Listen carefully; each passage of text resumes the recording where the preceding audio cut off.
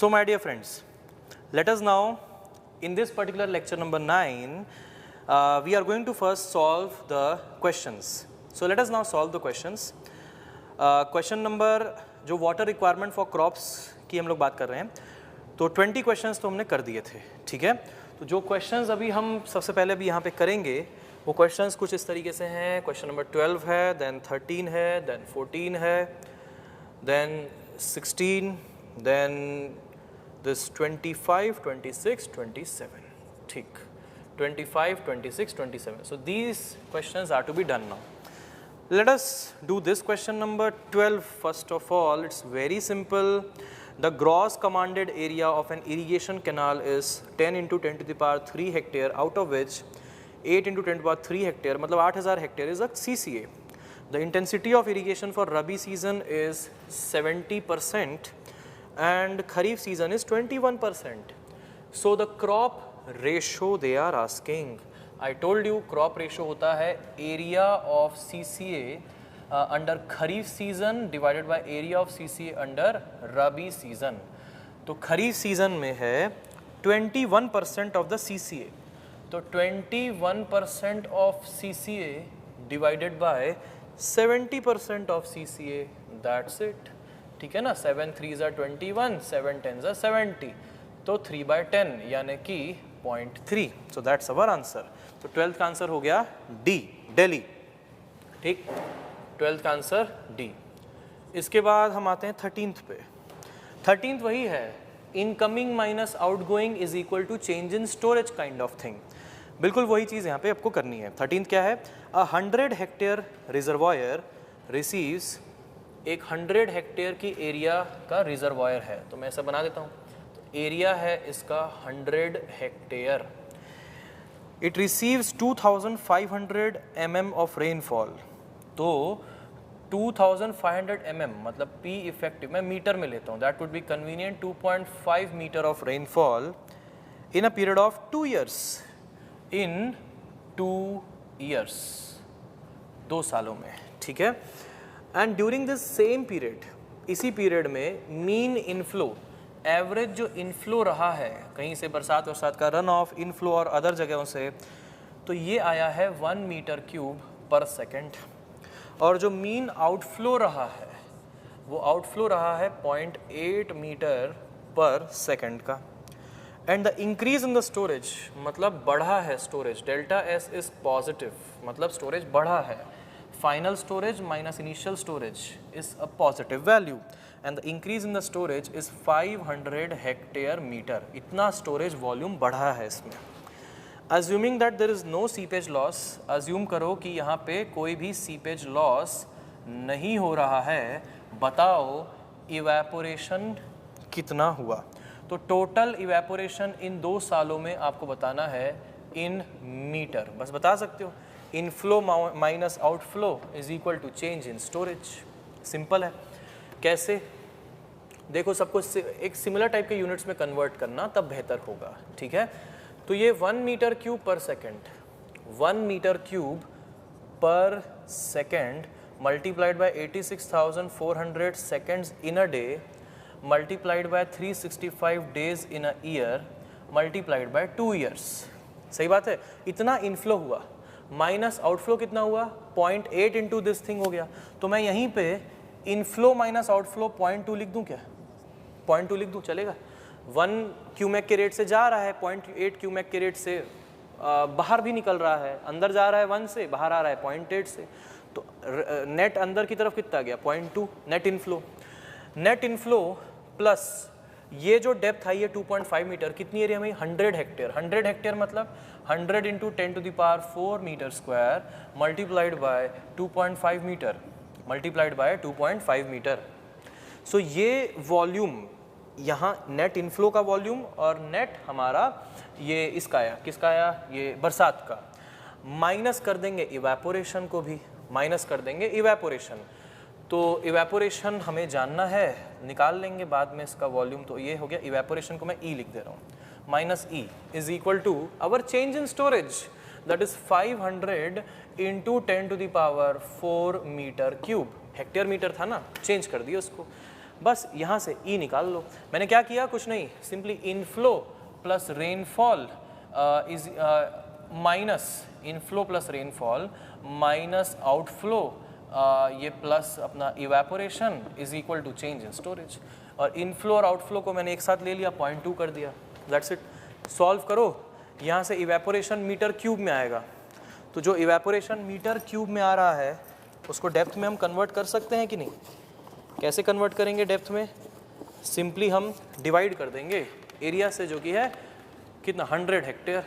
तो देख लो इवेपोरेशन कितना आ रहा है, ई वहाँ चला गया, तो इवेपोरेशन का वॉल्यूम आएगा 0.2 into 86,400 into 365 into 2 plus 100,000 into 2.5, right, and this is minus 500,000, all right. So this is the volume, कितना है 10114400 मीटर क्यूब। अगर इतना मीटर क्यूब है तो ऐसे में अब ये हेक्टेयर मीटर में कन्वर्ट कर लो, डिवाइड कर दो 10⁴ मीटर स्क्वायर पर हेक्टेयर से, तो हेक्टेयर मीटर में कितना हो जाएगा, ये हो जाएगा 10⁴ से डिवाइड, हो जाएगा 1011.44 हेक्टेयर मीटर, इतना हो गया।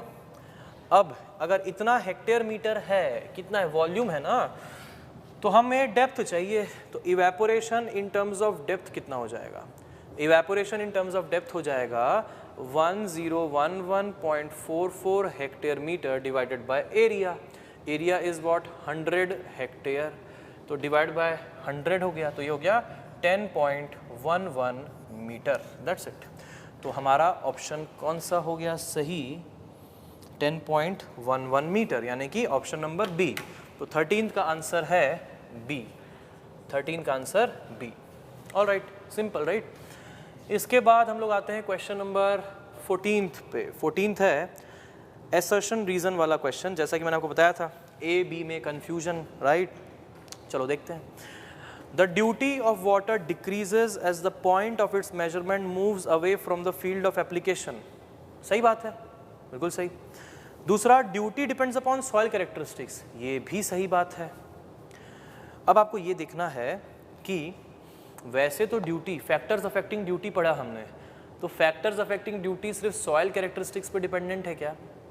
नहीं, बहुत सारे और भी फैक्टर्स हैं जिस पे ड्यूटी डिपेंड करता है। लेकिन अभी हम क्वेश्चन को पढ़ते हैं और देखते हैं, does it make sense if we add some because और something like that. The duty of water decreases as the point of its measurement moves away from the field of application because duty depends on soil characteristics. It does make sense. Yes, ऐसा तो नहीं बोल रहा ना कि duty depends on soil characteristics only. बात समझो बड़े ध्यान से, यहीं पे गलती भी करते हो ए और बी में, बहुत जगह गलती हो जाती है, तो अभी समझ लीजिए। अगर ऐसा बोलता कि duty depends upon soil characteristics only, तब तो ये स्टेटमेंट ही गलत हो जाता, आंसर ही हमारा सी होता। इंडिविजुअली दोनों स्टेटमेंट्स सही है। अच्छा, क्या सॉइल कैरेक्टरिस्टिक्स में चेंज होने की वजह से ड्यूटी की वैल्यू या डिस्चार्ज में वैल्यू चेंज हो सकता है? हो सकता है। तो क्या रीजन असर्शन के लिए रिस्पॉन्सिबल हो सकता है? Can the reason be responsible for that assertion which is given? Yes, there can be more reasons though also, mind you, इसके अलावा और भी रीजंस हो सकते हैं, लेकिन ऐसा तो नहीं कह रहा है कि यही रीज़न है, इसके अलावा और भी रीजंस हो सकते हैं। इसी वजह से इस केस में आंसर ए है, because duty depends on soil characteristics, that's true, duty depends upon soil characteristics. अगर आप बी कहेंगे आंसर, कुछ लोग बी कहेंगे, यहाँ पे मैं हर चीज़ यहीं पे क्लियर कर दे रहा हूँ, अगर आप इसका आंसर ए नहीं कह करके बी कहेंगे तो इसका मतलब क्या है पता है? आप ये हर पॉसिबिलिटी को इग्नोर मार दे रहे हैं जहां पे duty might depend upon soil characteristics. आपके हिसाब से ये कभी रीज़न हो ही नहीं सकता। अगर आप बी मार्क करेंगे तो आपके हिसाब से आंसर कभी हो ही नहीं सकता, लेकिन सॉइल कैरेक्टरिस्टिक्स पे डेफिनेटली डिपेंड तो करता ही है, जिसकी वजह से डिस्चार्ज चेंज होता ही है, जिसकी वजह से ड्यूटी की वैल्यू चेंज होती ही है। यस, इसके अलावा और भी फैक्टर्स होते हैं जो कि ड्यूटी को अफेक्ट करते हैं, but this question is not regarding that. तो yes, this statement, the reason is definitely explaining our assertion that because of the reason that assertion can happen. Because duty depends upon soil characteristics, ऐसा पढ़ो, because duty depends upon soil characteristics, the duty of water decreases as the point of its measurement moves away from the field of application. Yes or no? Yes. So इसीलिए अगर मान लीजिए आपको पढ़ के sensible लगता है तो आंसर ए ही होगा, ए होगा, बी नहीं होगा. अगर आप बी कहेंगे मैं फिर से रिपीट कर रहा हूँ, बार बार रिपीट कर रहा हूँ, 4 बार 10 बार 15 बार, बार बार कर दूंगा रिपीट, कि अगर मान लीजिए आप आंसर बी करते हैं तो इसका मतलब ये कह रहे हैं कि reason can not explain the assertion. But how come? Reason is definitely explaining the assertion. अगर आपने आंसर बी किया इसका मतलब you have discarded all the possibilities where the reason might explain the assertion. Got the point? Yes? Okay. So 14 का answer है A. आते हैं 16th पे. 16 तो भारी सिंपल क्वेश्चन है. Pan evaporation data recorded at a certain location over a period of 1 week are 4, 4.3, 4.6, 4.9, 5.12, 5.18 and 6.21 mm. ठीक है, एक हफ्ते का है. If irrigation scheduling based upon ratio of irrigation water to cumulative pan ratio, समझ रहे हो, EP और वो evapotranspiration is practiced, then the depth of irrigation at an interval of week for a ratio of 0.9 is वही crop ratio जिसको crop consumptive use coefficient भी कहते हैं, K. तो हमें पता है ना कि evapotranspiration is equal to K into pan evaporation. और अगर 7 दिन का बोल रहा है तो हम पहले दिन का करेंगे EP1, K की वैल्यू तो सेम है, फिर ये ET2 करेंगे K इंटू EP2. ऐसा करते करते इससे अच्छा ये 7 बार करें. हमें पता है कि जो टोटल होगा 7 डेज का, 1 से लेकर के 7 का evapotranspiration will be K into summation of pan evaporation from 1 to 7 days. Simple सी बात है, 7 दिनों का करना है. ऐड कर दीजिए सबको, सभी पैन इवेपोरेशंस को ऐड करिए, मल्टीप्लाइड बाय 0.9 जो रेशो देकर रखा है उससे मल्टीप्लाई कर दीजिए. 30.88 आना चाहिए. देखते हैं, मैं कर देता हूँ यहाँ पे ऐड. क्या क्या दिया है?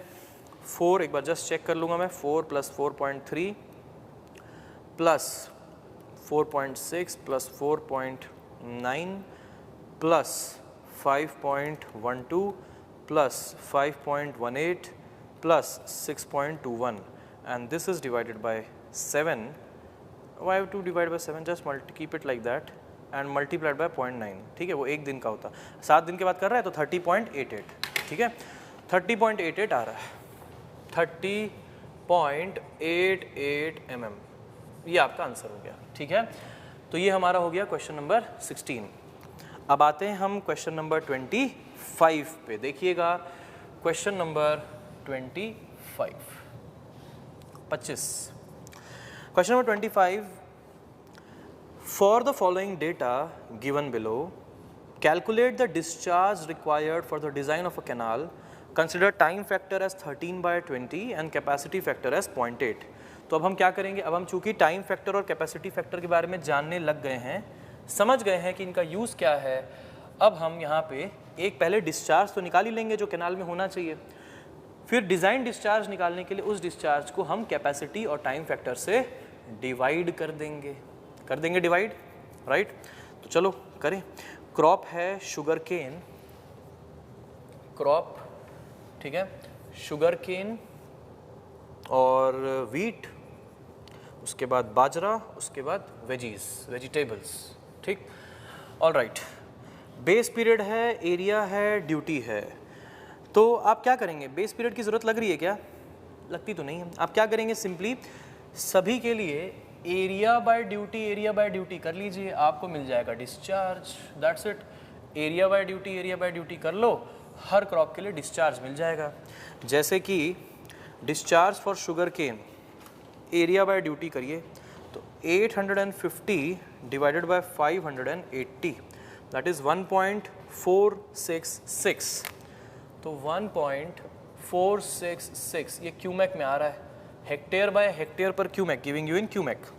सिमिलरली 600 बाय 1600 कितना? 0.375 वीट के लिए. उसके बाद 500 बाय 2000 0.25 हो जाएगा. और ये 360 बाय 600 0.6 क्या? सही बात है, 0.6. 0.6। अब शुगर केन तो भैया पेरिनियल क्रॉप है कि नहीं, तो पेरिनियल के साथ वीट है, रबी, तो रबी जुड़ सकता है, ओवरलैप करेगा कि नहीं करेगा शुगर केन सबके साथ, पेरिनियल सब में लिया जाएगा, ये खरीफ में भी आएगा, रबी में भी आएगा और जैद में भी आएगा। बाजरा है हमारा खरीफ क्रॉप, ये इधर आ गया, और शुगर केन वेजीज यानी कि जैद क्रॉप है उसके साथ। जैद कैसे पता चला, ब्रैकेट में इंडिकेटर है हॉट समर, ब्रैकेट में क्या लिखा है, हॉट समर, समझ रहे हो, तो ये एक जैद क्रॉप है। तो ऐसे में which one will give you maximum, 1.466 तो सब में रहेगा, this is going to give us maximum 1.466 plus 0.6 2.066 metre cube per second. But this is an average discharge my dear friends, this is what, this is average discharge. In order to find out, अब तक के क्योंकि सवालों में capacity, हमने वो सवाल किए जिनमें कैपेसिटी और टाइम फैक्टर नहीं दिया था, तो हम एवरेज डिस्चार्ज पे अपना कैलकुलेशन को ख़त्म किए। अगर कैपेसिटी फैक्टर टाइम फैक्टर दिया है तो डिज़ाइन डिस्चार्ज कैनाल में निकालने के लिए क्या करेंगे, 2.066 डिवाइडेड बाय 13/20 जो कि कैपेसिटी फैक्टर है और टाइम फैक्टर 0.8 है, तो ये हो गया 2.066 divided by 0.8 divided by 13 and this multiplied by 20. So this is giving us 3.973 meter cube per second. So that is our answer. तो 25 का आंसर हो गया 3.973 meter cube per second. That will be our design discharge for the canal. इसके बाद आते हैं next question पे, question number 26।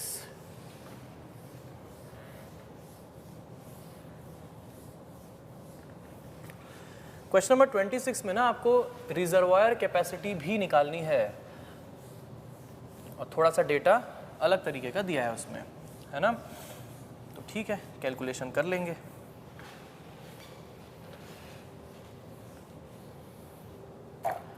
देखिए क्वेश्चन नंबर 26, क्वेश्चन नंबर 26 कुछ इस तरीके का है, right. The base period, intensity of irrigation and duty of water for various crops under the canal system are given. ठीक है, under the canal system are given to us. Determine the reservoir capacity if the culturable command area is 40,000 hectares, canal losses are 25%, reservoir losses are 15%. Also calculate the canal capacity. दोनों चीज़ें निकालनी है, reservoir की capacity और canal की capacity. एक बात बताइए, कैनाल की कैपेसिटी तो वैसे ही होगा जैसे भी हम पिछले सवाल में किए हैं, रिजर्वायर की कैपेसिटी उसमें क्या करेंगे, उसमें मैक्सिमम ले लोगे सबका। देखिए रिजर्वायर का आपको पर्पस समझना ज़रूरी है, तभी आप रिजर्वायर की कैपेसिटी पे आएंगे। रिजर्वायर का पर्पस होता है टू मेक श्योर कि एक एनुअल साइकिल में, साल भर में जितने भी क्रॉप्स ग्रो हो रहे हैं तो वो उतना पानी एटलीस्ट स्टोर करके रखे, उतना पानी एटलीस्ट स्टोर करके रखे टू मेक श्योर दैट कि जब ज़रूरत पड़े जिस क्रॉप के लिए through out the year reservoir से पानी निकालकर उस क्रॉप में दिया जा सके। तो रिजर्वायर का अगर कैपेसिटी निकालना है आपको, तो आपको एक्चुअली में हर क्रॉप में कितना वॉल्यूम रिक्वायरमेंट है वो चाहिए, और फिर आप उन सारे वॉल्यूम्स को ऐड करेंगे irrespective of, you have to add all those volumes irrespective of whether that crop is a kharif crop, a rabi crop, a zaid crop or a perennial one. Because the purpose of reservoir, I am repeating it that in English, the purpose of reservoir is to make sure that throughout the annual cycle, we have to cater for the need of all the crops. So that is the purpose of reservoir. To store, just as for example, if you know that in your house the water is going to come every day at morning 6 a.m. So you have kept a storage from one availability of water at 6 a.m. on the first day and to the availability of water which is going to come in your house the next day at 6 a.m. So meanwhile whatever you are going to consume it from the storage reservoir which you have in your home. Similarly, consider an annual cycle where the monsoon happens once a year. When the monsoon happens once a year for 30 days, 20 days, whatever it may be, our reservoir should store that much amount of water which is going to be required by all the crops throughout the annual cycle. Because the next monsoon will come after a year, and till that time whatever the crops are being grown, whether it is Kharif, Rabi, you should not take maximum. There is no logic behind it. You have to take the summation of the volumes, and that will be your reservoir capacity. Just as you have a storage tank in your homes of 1000 liters, similarly this generally you have 1000 liters, right? Similarly the reservoir will be found out like this. Likewise, the canals will help you to transport water, just as the pipes in your house helps to transport water from your storage to your washrooms, sinks and everywhere. The canals are the conveyance facilities, just like the pipes are the conveyance facilities in your house. Reservoir is a storage facility, just as that storage tank, overhead tank in your houses. As simple as that. Try to relate. Okay. Now, the base period, intensity of irrigation and duty of water for various crops under the canal system are given. Determine the reservoir capacity. All right. So I'll just make the table now. मैं table बना दूँगा. Crop हो गया, wheat है, sugarcane है, cotton है, rice है और vegetables है. बेस पीरियड हमारा डेज में है, ठीक है. ड्यूटी ऑफ वाटर दी हुई है हेक्टेयर पर क्यूमेक में, और इंटेंसिटी ऑफ इरिगेशन दिया है परसेंटेज में. तो पूरा डेटा लिख दे रहा हूँ मैं. 120, 360, 180, 120, 120, 1800, 1700, 1400, 800 और 700. ठीक. 20, 20, 10, 15, 15, 20, 20, 10, 15, 15. ठीक है. All right. सो यहाँ से इंटेंसिटी ऑफ इरिगेशन से एरिया तो निकाल ही लेते हैं. सबसे पहले एरिया निकाल लेते हैं. तो 20% ऑफ कल्चरेबल कमांड एरिया 40,000, तो ये हो गया 8000 हेक्टेयर. ये भी हो गया 8000 हेक्टेयर. 20%, 10% हो गया 4000 हेक्टेयर. 15% हो गया 6000 हेक्टेयर और 6000 हेक्टेयर. That's it. अब आप यहाँ से क्या निकालोगे? यहाँ से आप निकाल लोगे पहले तो डिस्चार्ज निकाल लो. डिस्चार्ज निकालने से फ़ायदा क्या होगा कि डिस्चार्ज को मल्टीप्लाई कर दूंगा बेस पीरियड से, तो निकल जाएगा वॉल्यूम, और वॉल्यूम को ऐड कर देंगे, रिजर्वायर कैपेसिटी निकल जाएगी. तो डिस्चार्जेस भी तो चाहिए ही ना. डिस्चार्ज तो चाहिए. क्यों? क्योंकि कैनाल कैपेसिटी भी तो निकालनी है. कैनाल कैपेसिटी भी तो निकालनी है, तो वो तो डिस्चार्ज कैरी करता है. Canal is not for storage, canal is for transferring water. ठीक है. चलो तो डिस्चार्ज निकालें जी. डिस्चार्ज हो जाएगा area by duty, area by duty. तो 8000 बाय 1800. ठीक. ये हो गया हमारा 4.44 क्यूमेक. ये क्यूमेक में है. इसके बाद ये हो गया 8000 bye 1700.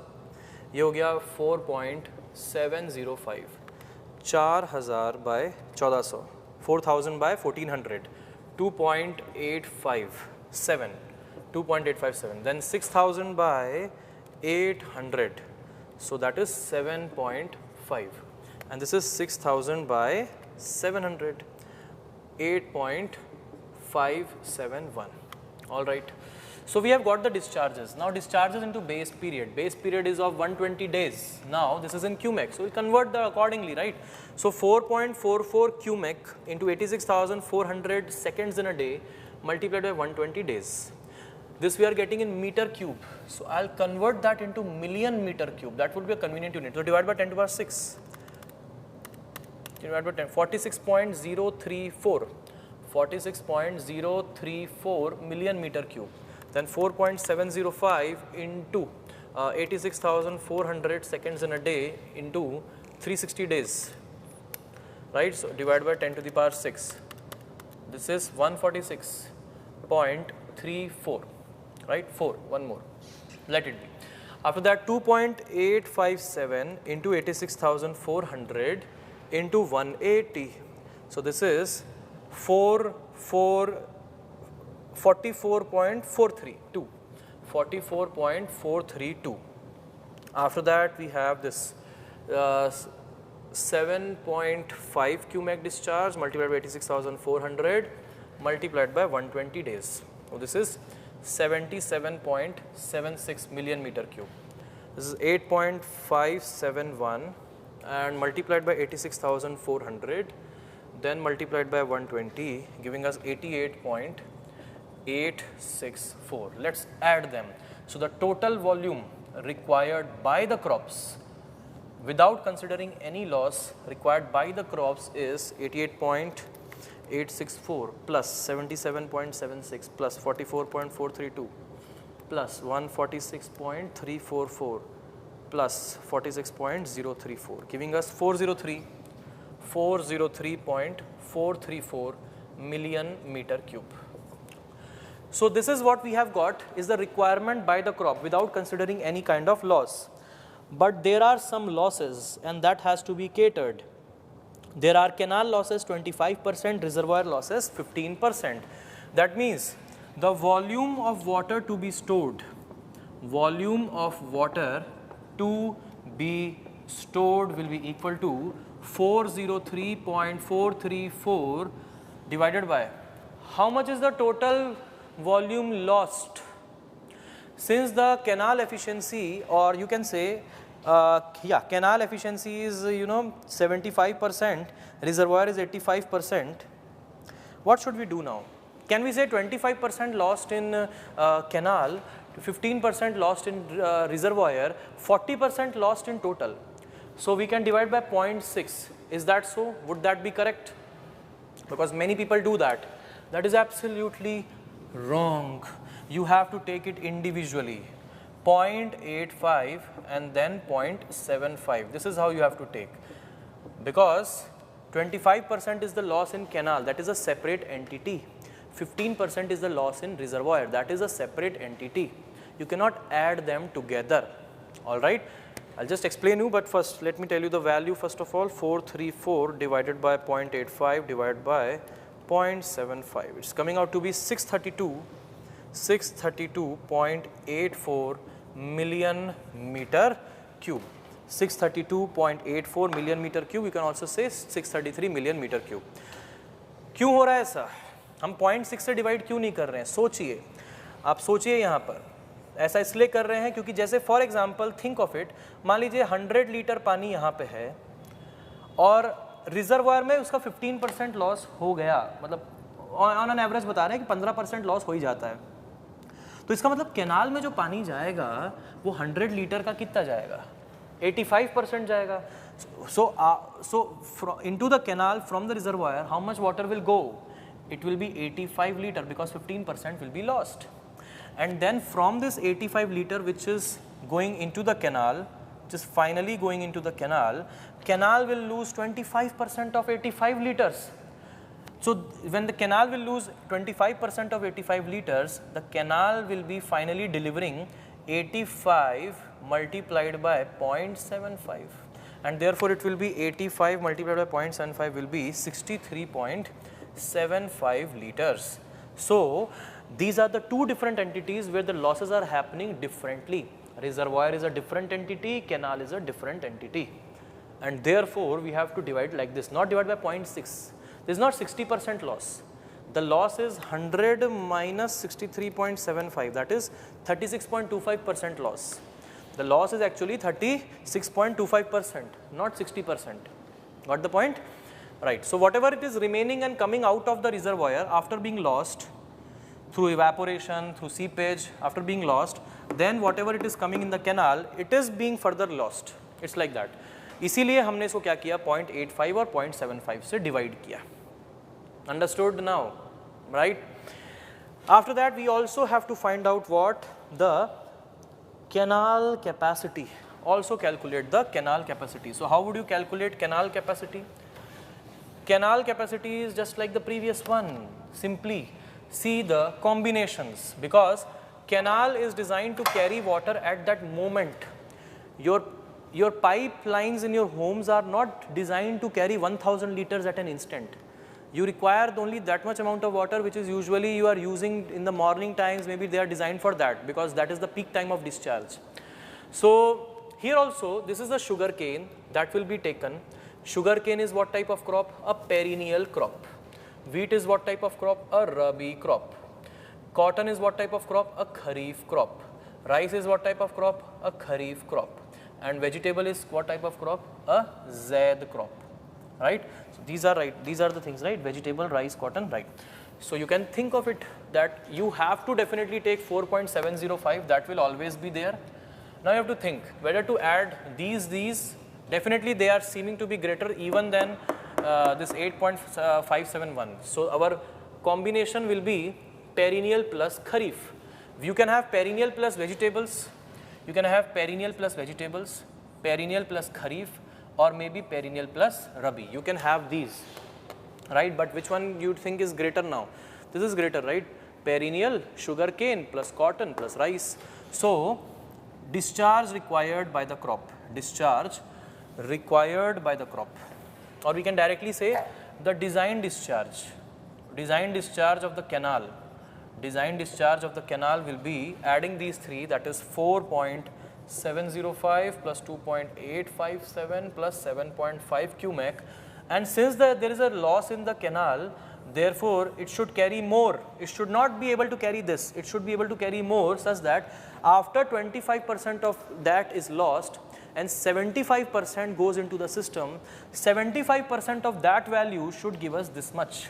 So we have to divide by 0.75, and this will be 4.705 plus 2.857 plus 7.5 divided by 0.75, giving us 20.08. Yes, 20.082 meter cube per second.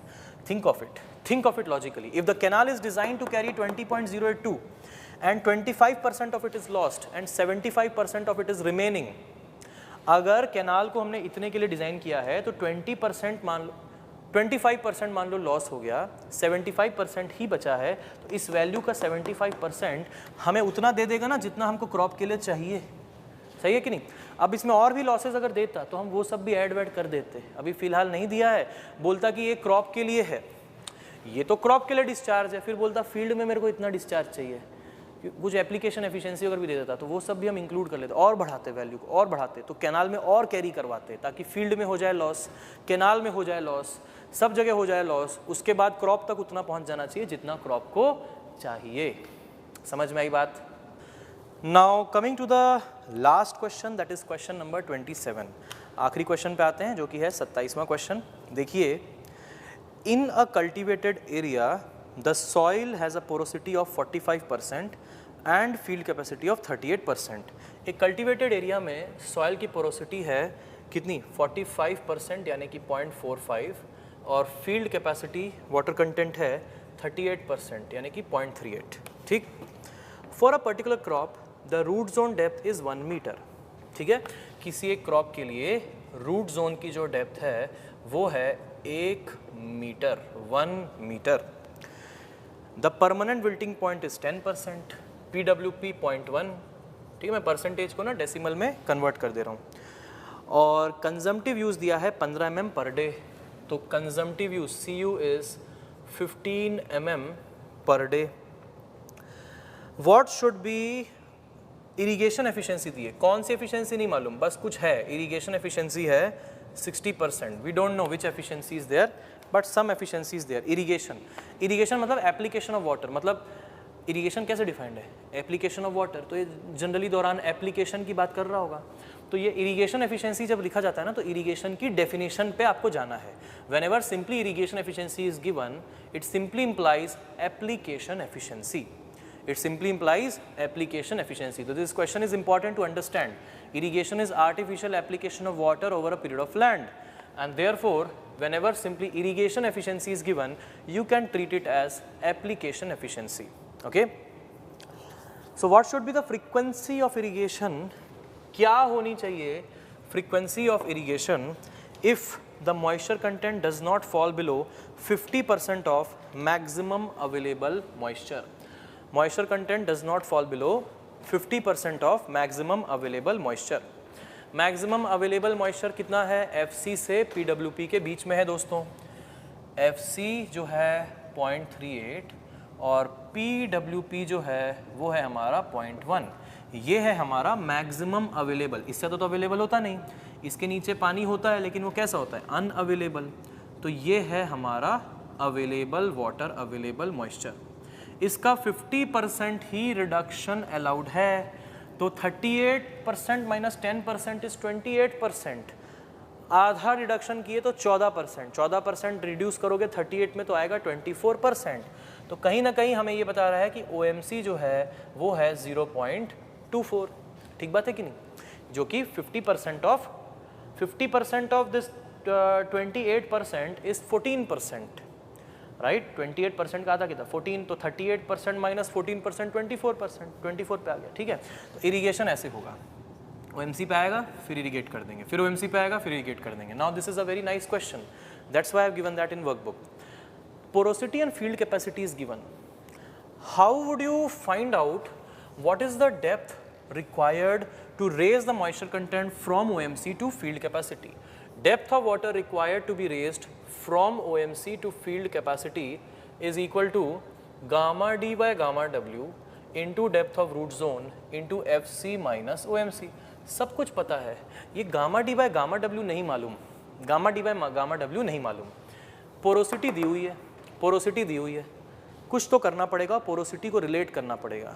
तो हम आते हैं वहीं पे जहाँ पे मैंने आपको बताया था, ये चीज़ मैं आपको पहले ही बता चुका हूँ कि depth of water at moisture content जब हमने पढ़ा तो मैंने आपको बताया कि इसका एक स्पेशल केस हम करेंगे सवालों में। तो ये है वो सवाल, ठीक है। एक स्पेशल केस क्या कि हमारे पास ये है फेज डायग्राम, इसको ध्यान से देखिए, इसमें है डेप्थ ऑफ वाटर। हमने एक एक्सप्रेशन डेवलप कर लिया जिसमें डेप्थ ऑफ वाटर को डी से रिलेट करना हमने सीखा, डेप्थ ऑफ वाटर को डी से रिलेट करना सीखा, और हमने ये जाना कि भाई ये ऐसा होता है, depth of water D W is equal to gamma D by gamma W into D into W moisture content. तो डेप्थ ऑफ वाटर एक मॉइस्चर कंटेंट में इतनी होती है। अब इसी डेरिवेशन को अब हम करेंगे, लेकिन तब करेंगे जब सॉइल सैचुरेटेड हो जाए। सॉइल सैचुरेटेड होगा तो एयर गैप नहीं होगा, एयर गैप नहीं होगा तो ये पूरा का पूरा डेप्थ ऑफ वाटर होगा। So if soil is saturated, then let us do that derivation once again. Now the moisture content will be weight of water by weight of solids. weight of water को क्या लिखते थे हम, gamma into volume, तो gamma of water into volume of water, gamma of water into volume of water. और weight of the solids को क्या लिखते थे, gamma D into volume of the whole soil लिखते थे, ठीक है। अब चूंकि सॉइल सैचुरेटेड है, अब अगर मैं वॉल्यूम ऑफ वाटर लिखूं या फिर वॉल्यूम ऑफ वॉइड्स लिखूं, बात एक ही है, because if the soil is saturated volume of water becomes equal to volume of voids and divided by gamma D into the whole volume of the soil. ये वही डेरिवेशन है जो हम पहले कर चुके हैं। तो अगर आपको थोड़ा लग रहा है तो आप पीछे जाइए उस लेक्चर में जो हमारा वाटर रिक्वायरमेंट फॉर क्रॉप्स का लेक्चर था, पहला वाला, वहाँ पे आप जाकर के देख सकते हैं, ठीक है, जहाँ पे हमने डिस्कशन किया था depth of water at a particular moisture content. पहला था, दूसरा था, पहला था आई थिंक, है ना, देख लेना। ऑल राइट, तो यहाँ से देखिए ये volume of voids by whole volume क्या होता है, volume of voids by whole volume होता है पोरोसिटी। आ गया पोरोसिटी, तो देखिए क्या हो गया, ये हो गया n by W is equal to gamma D by gamma W, n by w is equal to gamma d by gamma w. This is, my dear friends, is a special case. This is a special case and valid only and only when the soil is initially saturated. तो मैंने आपको बताया है कि field capacity एक वो moisture content होता है जिस पे सॉइल सैचुरेटेड हो भी सकता है, नहीं भी हो सकता है। फील्ड कैपेसिटी एक वो मॉइस्चर कंटेंट होता है जिसमें सॉइल सैचुरेटेड हो भी सकता है, नहीं भी हो सकता है। अब अगर हम ये मान लिए कि हमारी फील्ड कैपेसिटी 0.38 पे सैचुरेटेड है, तो यहाँ पे लिखना पड़ेगा क्या, assuming soil to be saturated, या अगर ऑब्जेक्टिव होगा तो समझना पड़ेगा कि assuming the soil to be saturated at field capacity, and therefore this will become n by F C. Field capacity क्या है, एक मॉइस्चर कंटेंट ही तो है, तो n by F C is equal to gamma D by gamma W, और porosity है 0.45, field capacity है 0.38, gamma D by gamma W हो गया 0.45 by 0.38, giving us 1.184। Let us put that here, इसको यहाँ पे पुट कर रहा हूँ मैं, तो 1.184 into depth of the root zone 1 metre into field capacity है 0.38 माइनस 0.24, ऐसा है। तो ये हो जाएगा माइनस ये 0.14 हो जाएगा और मल्टीप्लाइड बाय 1.184 हो जाएगा। तो ये आ रहा है दोस्तों 0.165 मीटर यानी कि 165 mm। ये है 165 mm। हमारा टास्क ये नहीं था, ये तो हो गया पहला कॉन्सेप्ट। यहाँ पे हमारा टास्क है फ्रीक्वेंसी ऑफ इरिगेशन निकालना, फ्रीक्वेंसी ऑफ इरिगेशन निकालना, और गिवन एफिशिएंसी है 60%, गिवन एफिशिएंसी 60%। मुझे बताओ फ्रीक्वेंसी कैसे निकालोगे? एप्लीकेशन एफिशिएंसी दी है 60%, फ्रीक्वेंसी कैसे निकालोगे? फ्रीक्वेंसी कैसे निकालोगे? सोचो क्या करोगे? आप क्या करोगे? आप बोलोगे भाई सर ऐसा करते हैं कि 165 mm को सबसे पहले हम लोग डिवाइड कर देते हैं 0.6 से, तो 165 बाय 0.6 आ जाएगा 275। अब बोलोगे सर 275 mm इरीगेट तो हम करेंगे। अब 275 mm इरीगेट करेंगे, 15 mm पर डे के रेट से कंज्यूम हो रहा है, 15 mm पर डे के रेट से कंज्यूम हो रहा है, डिवाइड बाय 15 कर दिए, तो आप बोलोगे सर 18.33 डेज में इरिगेशन होगा, 18.33 डेज में इरिगेशन होगा। ये हमारी आ गई फ्रीक्वेंसी ऑफ इरिगेशन। तो क्या कहेंगे अब? सही है भाई? बिल्कुल गलत है, एकदम गलत है ये। It's very very very wrong concept. Let us understand what we have to do. हमें फ्रीक्वेंसी निकालने के लिए सिंपली, क्योंकि हम कंजम्पटिव यूज कर रहे हैं, हम CU की वैल्यू यूज कर रहे हैं, कंजम्पटिव यूज। कंजम्पटिव यूज वो वैल्यू है जो एक्चुअली में स्टोर हो गई। हमें एक्चुअली में भले ही एप्लीकेशन एफिशिएंसी कुछ भी हो, भले ही 10% ही क्यों ना हो, हमें मतलब है कि हमारे सॉइल में स्टोरेज कितना होना चाहिए। जो स्टोर होगा वही तो कंज्यूम होगा, जो स्टोर होगा वही तो कंज्यूम होगा। कंजम्पटिव यूज वो है जो स्टोरेज है। कंजम्पटिव यूज क्या है? कंजम्पटिव यूज को ऐड करते हो तो डेल्टा ही तो निकलता है, और क्या है? तो consumptive use nothing but whatever water is stored is going into consumptive use. Therefore, understand what is happening here is you have to just divide 165 by 15 mm per day and you are going to get simply 11 days. That's it. That is your frequency of irrigation. Understand it logically now. इसको logically समझिए। कैसे समझते हैं? देखिए, अगर आप कहते हैं कि हम 165 बाय 0.6 mm का इरिगेशन करेंगे, यानी कि 275 mm का इरिगेशन करेंगे। ध्यान से समझो, ये आप पहले नहीं हो जिसके दिमाग में डाउट आ रहा है। अभी तक हजारों बच्चे हैं जिनके दिमाग में डाउट आता है, हम लोग क्लास में पहले ही बता देते हैं। तो इसी कारण डोंट थिंक कि आपके दिमाग में कोई डाउट आया वो एकदम नया होगा, ऐसा कुछ नहीं है। You are not coming from Mars, you are from here only, right? So आपके दिमाग में वही डाउट आएगा जो बाकियों के दिमाग में आता है हमेशा, तो वो मैं यहाँ पे क्लियर कर दे रहा हूँ। तो 275 mm अगर हमने पानी डाला है, तो अगर आप कह रहे हो फ्रीक्वेंसी में 275 से निकालूंगा और आप कहोगे 18.33 डेज में मैं इरिगेशन करूंगा, तो ऐसे में आप बात समझिए, क्या 275 mm स्टोर हो रहा है? क्या पानी नहीं हो रहा है? 275 mm स्टोर तो हो ही नहीं रहा। कितना स्टोर हो रहा है दोस्तों? 275 अगर मान लो mm हमने अप्लाई कर दिया है तो उसका 60% ही तो स्टोर हो रहा है। तो स्टोर तो 165 mm ही हुआ, और अगर 165 mm स्टोर हुआ तो वो जो स्टोर होता है वही ना ख़त्म होता है, जो स्टोर ही नहीं हुआ ख़त्म कैसे होगा? तो 165 mm जो स्टोर हुआ है उसको ख़त्म होने में, ये मैं टाइम लाइन बना रहा हूँ, उसको ख़त्म होने में कितने दिन लग जाएंगे? उसको ख़त्म होने में 11 दिन लग जाएंगे।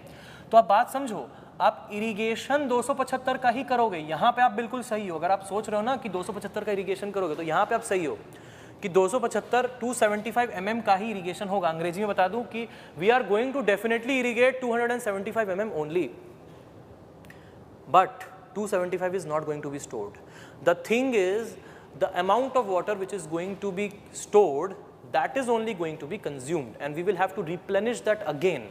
And if you are saying 18.33 days, that means your soil is now deprived of water, and after 18.33 days, if you will again discharge 275 mm, 165 is already lost in 11 days. So from 11th day to 18.33 days, you are left with no water for the crops, or maybe less than the permissible limit.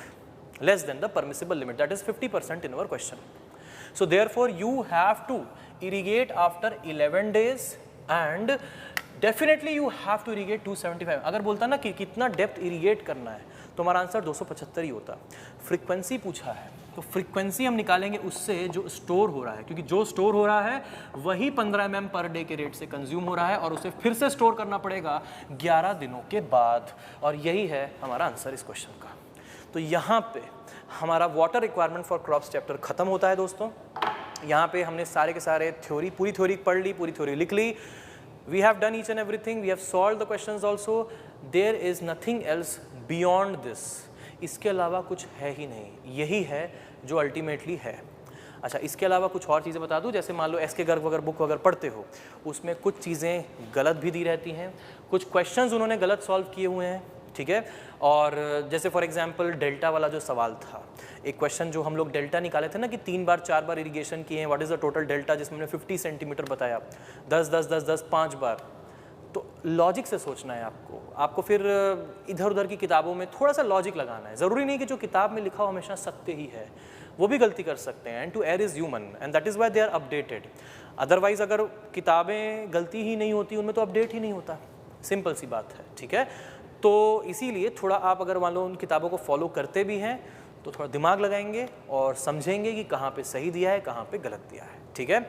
चलिए अब हम लोग start करेंगे हमारा design of canals, okay. इसी lecture number 9 में continue करेंगे हम हमारा डिज़ाइन ऑफ कैनाल्स। तो हमने स्टार्ट कर दिया है हमारा chapter design of canals. So we have started our chapter design of canals.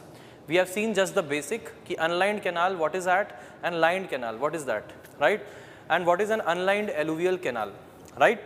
The IS codes which we are going to use in this chapter are these two, IS 7112 of 1973 and IS 10430 of 2000.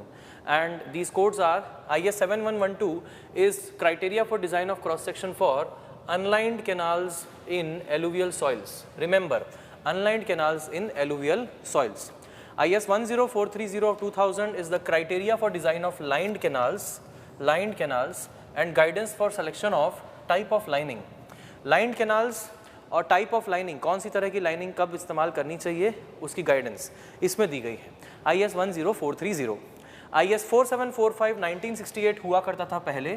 There was used to be this IS code IS 4745 of 1968, but that is superseded by this IS code IS 10430. But our almost all the literature, all the books are based upon this IS code IS 4745 1968 and its recommendations. They have not upgraded to this IS 10430, and that is why you will find too many wrong solutions as per our current needs, as per our engineering services and GATE needs. आपको बहुत सारे solutions wrong मिलेंगे, जैसे for example economical justification of lining, permissible velocities for concrete, for brick, tile, clay lining, इस तरह की। तो ये सब चीज़ें यहाँ पे काफ़ी चेंज हो चुकी हैं, लेकिन किताबों में अभी तक के चेंज नहीं हुआ है। इसी वजह से आप यहाँ पे लेक्चर सीरीज़ में ध्यान देंगे और इस IS कोड की हम बात नहीं करेंगे। It is superseded by this IS code. ये पहले हुआ करता था लाइंड कैनाल्स के लिए, लेकिन अब ये है, ठीक है। किताबों में इसके अकॉर्डिंग बहुत सारा अभी भी दिया हुआ है, चेंज नहीं किया गया है, लेकिन हमें उससे मतलब नहीं है, हमें लेटेस्ट फॉलो करना है जो भी हमारा कोड है। Got the point? Very very clear, ठीक है। मैं इस कारण इसलिए इसको बता दिया कि आप लोग कहेंगे कि सर एस के गर्ग में ये लिखा है, उसमें ये लिखा है, इसमें ये लिखा है। मैं कहूँगा IS कोड डाउनलोड करो, उसमें जो लिखा है वही सही है, ठीक है। चलिए तो इसको लिख लीजिए फटाफट, यार है स्क्रीन पे ना। तो चलिए अब हम लोग स्टार्ट करेंगे हमारा design of unlined alluvial canals. Design of unlined alluvial canals, ठीक है। अनलाइंड वो भी एलुवियल यानी कि सिल्टी सॉइल में बना हुआ। अब इसका डिज़ाइन का सबसे पहले हम प्रिंसिपल समझ लेते हैं। तो ये जो डायग्राम मैंने बोर्ड में बनाया है आपके लिए, इसको ध्यान से देखिए। हम कभी भी चैनल सेक्शन को डिज़ाइन करेंगे तो हम क्या चाहेंगे कि वो एक स्टेबल सेक्शन रहे, मतलब जो सेक्शन को जिस तरीके से हमने डिज़ाइन किया है, उसकी बेस विड्थ जो है, उसकी डेप्थ ऑफ फ्लो जो है, वो सब वैसा ही बना रहे over a period of time, right. पूरे सिस्टम को डिज़ाइन किया जाएगा ना उस वे में। तो बात को समझिए कि अगर हम सेक्शन को डिज़ाइन करते हैं for a very very high velocity, या फिर हम सेक्शन को डिज़ाइन करते हैं for a very very low velocity, दोनों ही केसेस में प्रॉब्लम है। अब देखिए, कैनाल में पानी आ रहा है रिवर का, कैनाल में पानी कहाँ से आएगा? रिवर से आएगा। फिल्ट्रेशन तो होता नहीं इतने सारे पानी का, सीधा सीधा पानी आ जाता है, ठीक है। तो सिल्टी पार्टिकल्स तो रह जाते हैं। ज़्यादा से ज़्यादा इरिगेशन वाटर में हम लोग क्या कर सकते हैं, स्क्रीनिंग कर सकते हैं। स्क्रीनिंग का मतलब क्या होता है, स्क्रीनिंग का मतलब होता है बड़े बड़े जो फ्लोटिंग मैटर होता है, जैसे कि लीव्स होता है, लॉग्स ऑफ वुड होता है, इन सबको हम स्क्रीन आउट कर सकते हैं, हटा सकते हैं with the help of course screens. But फिर भी छोटे छोटे सिल्टी नेचर के पार्टिकल्स पानी में रह जाते हैं, और अगर वो पानी में रह जाते हैं तो ऐसे में होता क्या है, देखिए अगर बहुत कम वेलोसिटी के लिए हम डिज़ाइन करवाते हैं, अगर हम बहुत कम वेलोसिटी के लिए डिज़ाइन करवाते हैं तो ऐसे में होता ये है कि सिल्टिंग यानी कि deposition of such kind of matter happens here. तो जिस सेक्शन के लिए आपने डिज़ाइन किया था, जो डेप्थ ऑफ फ्लो जो आपको चाहिए थी या फिर जो आपको बेस विड्थ चाहिए थी, तो सब कुछ रैंडमली डिपॉजिट होने लग जाता है, कहीं पे ज़्यादा कहीं पे कम।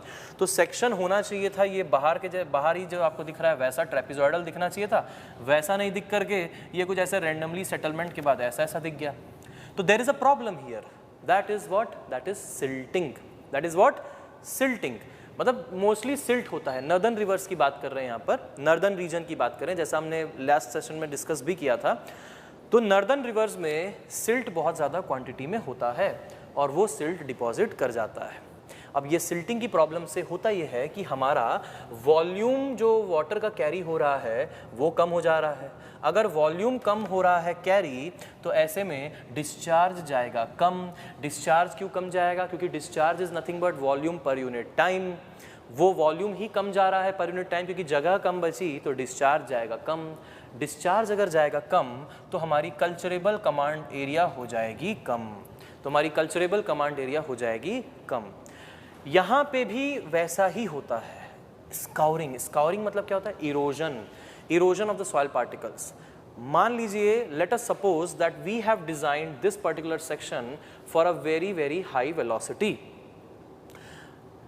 For example, if we have designed this particular section for a very very high velocity, then what will happen? It will not be settling down, these particles will not be settling down definitely, because velocity is very high, energy is very high, but there will be scouring or the erosion from the bottom, and this is what, an unlined alluvial canal, that is silty soil. It does not have a much of a cohesion to withstand those kind of abrasions, so it does not have that much amount of cohesion. So therefore scouring is happening there, so that's for sure, we are sure about that कि scouring तो होके रहेगी। अब scouring होने से problem क्या है, आप कहोगे सर स्काउरिंग तो बढ़िया लग रहा है, क्यों, क्योंकि ये तो और गहरा हो रहा है। गहरा होने से हमें फ़ायदा है कि हम ज़्यादा वॉल्यूम कैरी कर पा रहे हैं, ठीक बात है, आप ज़्यादा वॉल्यूम कैरी कर पा रहे हैं। लेकिन आप ये समझिए कि जब हम डिज़ाइन सेक्शन से डेविएट करते चले जाते हैं, तो ये जो स्काउरिंग है ये हमारे हिसाब से नहीं हो रही है, रैंडमली हो रही है, जो कि सरफेस के फ्रिक्शन को बहुत बढ़ा देती है। और जब सरफेस का फ्रिक्शन उबड़ खाबड़ बहुत ज़्यादा बढ़ जाता है, when the surface friction increases, this will not be like this will be having various projections like these. ऐसा ऐसा होगा, ये ऐसा स्मूथ भी नहीं होगा, ये ऐसा होगा जो कि बहुत ज़्यादा एडी प्रोड्यूस करेगा। और जब बहुत ज़्यादा एडी प्रोड्यूस होगा तो अल्टीमेटली होगा ये कि हेड लॉस बहुत हो जाएगा। हेड लॉस बहुत होगा, एडी फॉर्मेशन, एडी आप जानते हैं, एडी क्या होते हैं, रैंडम करेंट्स होते हैं। Eddies are what, eddies are random currents. तो वो रैंडम करेंट्स बहुत बनेंगे, ऐसे में डिस्चार्ज का डायरेक्शन फिक्स नहीं हो पाएगा, इधर उधर पानी गोल गोल गोल गोल घूम रहा है, इधर उधर इधर उधर, इस सेक्शन में ही इधर उधर घूमता चला जा रहा है। तो ऐसे में पानी को एक डिफाइंड डायरेक्शन ही नहीं मिल पाया फ्लो करने का, क्यों, क्योंकि ऐसे प्रोजेक्शंस बहुत हो गए। तो पहले हमने डिज़ाइन किया था बढ़िया से टैंप वगैरह करके, रिलेटिवली स्मूथ हमने सरफेस बनाया था, अब होने लग गई स्काउरिंग तो हो गया ऐसा। अब ऐसे में क्या होगा, हेड लॉस बहुत हो जाएगा दोस्तों। अगर हेड लॉस बहुत होगा क्योंकि अब फ्रिक्शन बहुत बढ़ गया है, ऐसे में आपको पता है डिस्चार्ज पासिंग कैपेसिटी कम हो जाएगी। क्यों, क्योंकि डिस्चार्ज पासिंग कैपेसिटी कम होती चली जाती है जैसे जैसे लॉसेस बढ़ते हैं, जैसे जैसे लॉसेस बढ़ते हैं, ठीक है। और इसके बाद अगर डिस्चार्ज पासिंग कैपेसिटी कम होगी तो कल्चरेबल कमांड एरिया फिर से कम हो जाएगा। तो बात समझिए, जब ऐसे स्काउरिंग वगैरह हो जाती है ना, तो स्काउरिंग वगैरह से एडी फॉर्मेशन बहुत होता है, हेड लॉसेस बहुत होते हैं। जब हेड लॉसेस बहुत होते हैं तो डिस्चार्ज पासिंग कैपेसिटी कम हो जाती है। हेड लॉस समझ रहे हो, हेड लॉस का मतलब आप आई थिंक समझते होंगे कि हेड लॉस का एक्चुअल मीनिंग क्या होता है। मतलब हमारे को एक डायरेक्शन में वेलोसिटी चाहिए, उस डायरेक्शन में वेलोसिटी नहीं मिल पा रही है, इधर उधर घूम रहा है पानी, रैंडमली बिहेव कर रहा है। इफेक्टिवली मेरे को जो वॉल्यूम मिल पा रहा है पानी के फ्लो के लिए वो कम होता चला जा रहा है। क्यों? क्योंकि एडी का फॉर्मेशन बढ़ता ही चला जा रहा है, बढ़ता ही चला जा रहा है। ये एडी एडी एडी हर जगह से एडी ही एडी बन रहा है क्योंकि हो रही है बहुत सारी स्काउरिंग। तो ऐसे में होता क्या है कि भाई हमारा CCA यहाँ पे भी कम हो जाता है। तो दोनों ही केसेस में हम समझ पा रहे हैं कि कल्चरेबल कमांड एरिया रिड्यूसेस, चाहे बहुत एक्सेसिव स्काउरिंग हो या फिर बहुत ही एक्सेसिव सिल्टिंग हो, दोनों ही केसेस में हम कम एरिया इरिगेट कर पाएंगे। ये है कहने का मतलब। हमारा area, the area which we want to irrigate will be lesser and lesser because of lesser discharge passing capacity. So there is a problem of silting and scouring in these kind of unlined alluvial canals, and therefore these canals should always be designed considering the conditions to be stable or regime. Stable कहते हैं इसे या फिर regime भी कहते हैं. Various researchers, ये theory मैं नहीं बता रहा हूँ, ये theory after a lot of testing हुई है. रिसर्चर्स जैसे कि कैनेडी, लेसी, इन लोगों ने रिसर्च कर करके फाइनली कंक्लूजन तक पहुंचाए हैं हमें, और कुछ अपनी मेथोडोलॉजीज डेवलप की हैं, और उन्होंने यही बताया कि बहुत ज़्यादा वेलोसिटी या बहुत कम वेलोसिटी दोनों ही जो है एक कैनाल के लिए हानिकारक हो सकता है. आपकी मेहनत जो है वहाँ पे वेस्ट हो रही है. इसीलिए कभी भी कैनाल को डिज़ाइन करिए तो एक ऐसी वेलोसिटी पे डिज़ाइन करिए, और इस वेलोसिटी को कहा जाता है non silting non scouring velocity. This velocity is called as non silting non scouring velocity, जो कि ना ही बहुत ज़्यादा होती है ना ही बहुत कम होती है. और जो दोनों थ्योरीज़ हैं हमारी, लेसीज थ्योरी और कैनेडीज थ्योरी, दोनों थ्योरीज़ हमें इस वेलोसिटी को निकालने में हेल्प करती है दोस्तों. दोनों थ्योरीज़, लेसी और Kennedy, both the theories help us to design a canal with respect to a non-silting, non-scouring velocity. Got the point? So let us first write down this much. इतनी theory लिखते हैं, उसके बाद फिर हम आगे देखते हैं. चलिए, give the heading design of unlined alluvial canals. Write down. A portion of the sediments a portion of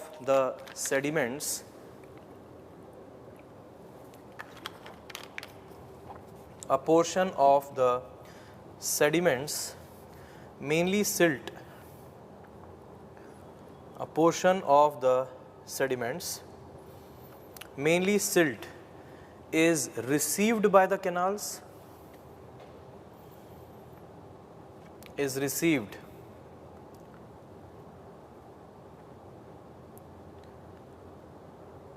by the canals,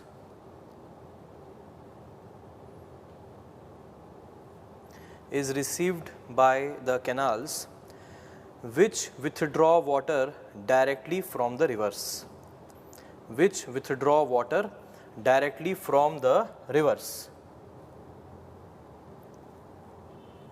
which withdraw water directly from the rivers.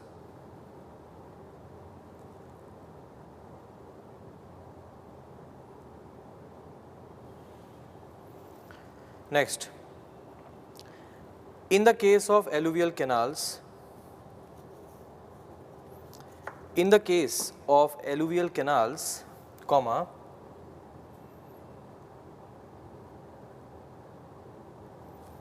in the case of alluvial canals, comma, if the velocity of flow is very high, if the velocity of flow is very high, comma, if the velocity of flow is very high, comma, the sides get scarred, the sides get scarred, S-C-O-U-R-E-D, the sides get scarred,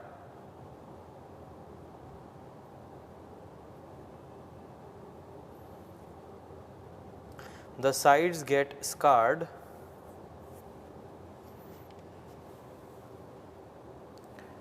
but if the velocity of flow is very less, but if the velocity of flow is very less, but if the velocity of flow is very less, comma, silting or deposition may occur.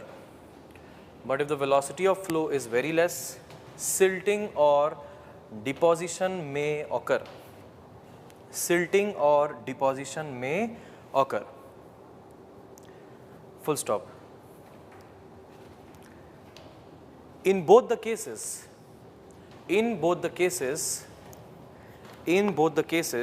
comma, culturable command area decreases.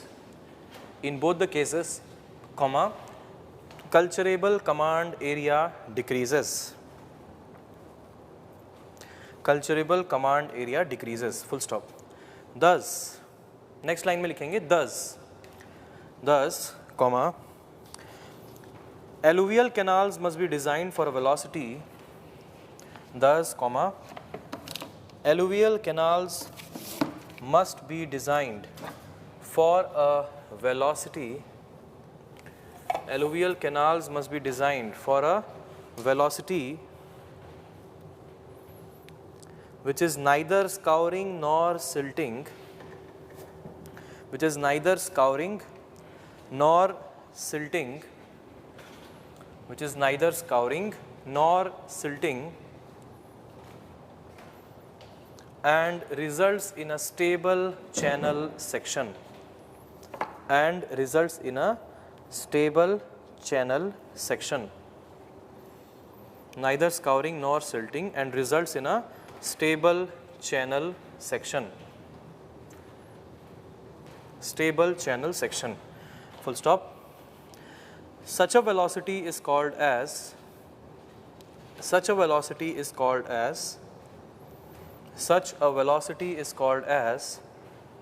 non-silting, non-scouring velocity. Such a velocity is called as non-silting, non-scouring velocity. Non-silting, non-scouring velocity, and a canal in which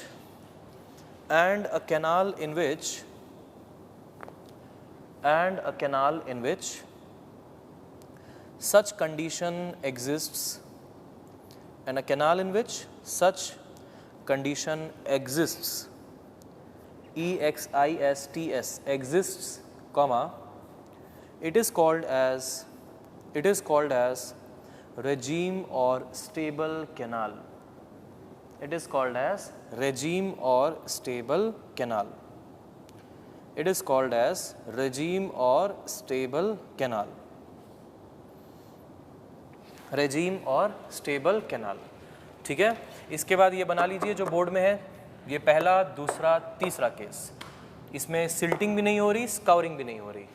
मतलब क्या है इसका? Non silting, non scouring condition के मायने हैं कि silt अभी भी है इसमें, यहाँ पे है सिल्ट, लेकिन वो डिपॉजिट नहीं कर रहा है. एक ऐसी वेलोसिटी है जो कि एक ना ही बहुत ज़्यादा ना ही बहुत कम, तो ना ही सिल्ट डिपॉजिट करता हुआ पाया जा रहा है, ना ही स्काउरिंग हो रही है उस सिल्ट की जिसका कैनाल बना हुआ है. That means that the canal has been made, it is neither getting scarred, that means nor the scouring is happening, and also neither the silting is happening. Why is it so? This explanation was given by Kennedy, and therefore we will give Kennedy its the credit, and we will study that in Kennedy's theory कि ऐसा क्यों हो रहा है. ये Kennedy ने इसका reason दिया. After a lot of testing, he tested that whole region in which he made his theory for a period of 30 years, 30 साल तक, और फिर फाइनली उसने रीज़न दिया. तो हम यहाँ पे जनरलाइज्ड वे में लिख करके कैनेडी में बताएंगे इसका रीज़न, क्योंकि उसने बताया ये पूरा. ठीक है, चलो इसको बना लिए होगे, पॉज करके बना लो वीडियो. ठीक, इसके बाद लिखेंगे, इसका थ्योरी लिखनी है अपने को. इसके बाद थ्योरी कंटिन्यूएशन में लिखनी है. द नोटेबल कंट्रीब्यूशंस, थ्योरी लिखिए. The notable contributions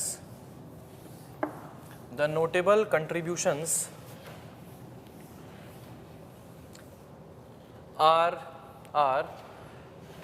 from R.G. Kennedy,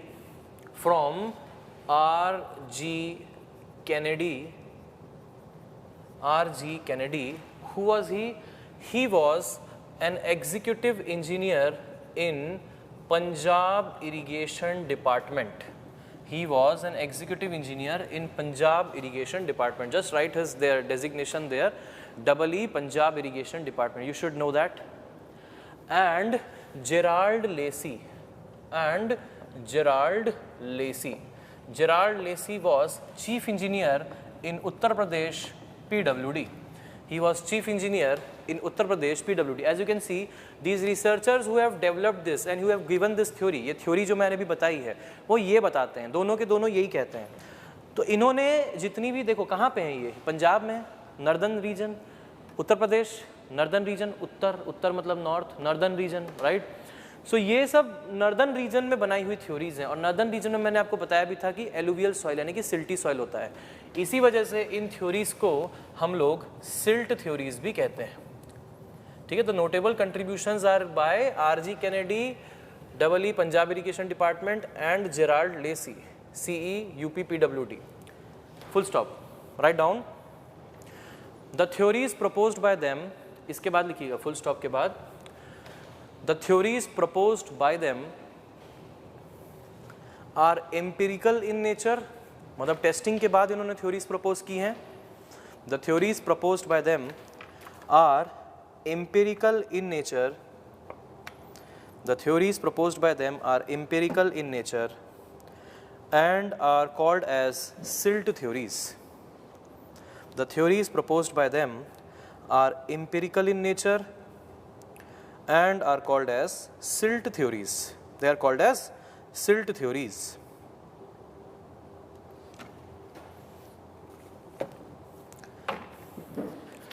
Write down a point in note. After this, write down a point in note. ये पूरा लिखने के बाद write down.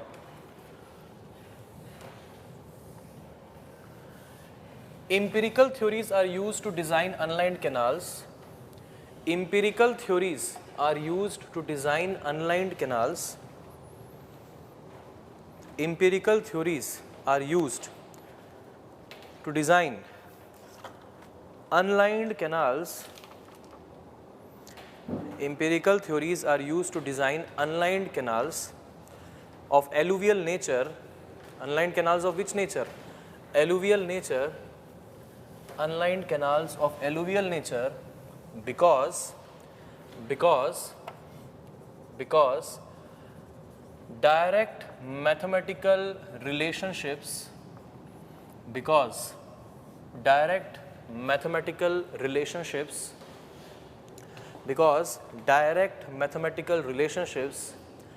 have not yet been established. Because direct mathematical relationships have not yet been established.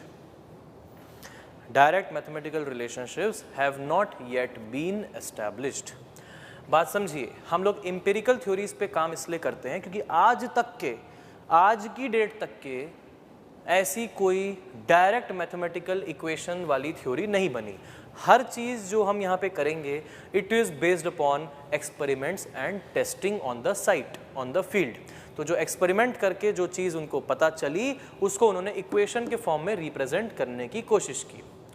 अब हम इसके पीछे का इस कारण समझो, ऐसा क्यों नहीं, क्या हम लोग इतने कैपेबल हैं कि ये जो अंग्रेज बना के चले गए, केनेडी और जेराल्ड कौन थे? अंग्रेजी तो थे, और कौन थे? तो ये जो अंग्रेज बना करके चले गए, उनके बनाए हुए इक्वेशंस आज भी हम लोग यूज़ कर रहे हैं. हम लोग क्या इतने गए गुजरे हैं? क्या हम लोग को एक इक्वेशन बनानी नहीं आती? ऐसा क्यों नहीं कर रहे कि हम अपनी थ्योरी बना लिए? हम ये अंग्रेजों की क्यों पढ़ रहे हैं थ्योरी? बात समझो, मैंने आपको इसका आंसर पिछले सेशन में दे दिया है, तो समझने की कोशिश करिए कि हम लोग आजकल लाइंड कैनाल्स ही बनाते हैं. इनफैक्ट आज़ादी के बाद से अब तक के जितने भी कैनाल्स गवर्नमेंट ने बनाए हैं, वो सारे के सारे लाइंड हैं. एक भी अनलाइंड कैनाल का प्रपोजल अभी तक आया ही नहीं है. सारे के सारे लाइंड कैनाल्स हैं, एक भी अनलाइंड नहीं है.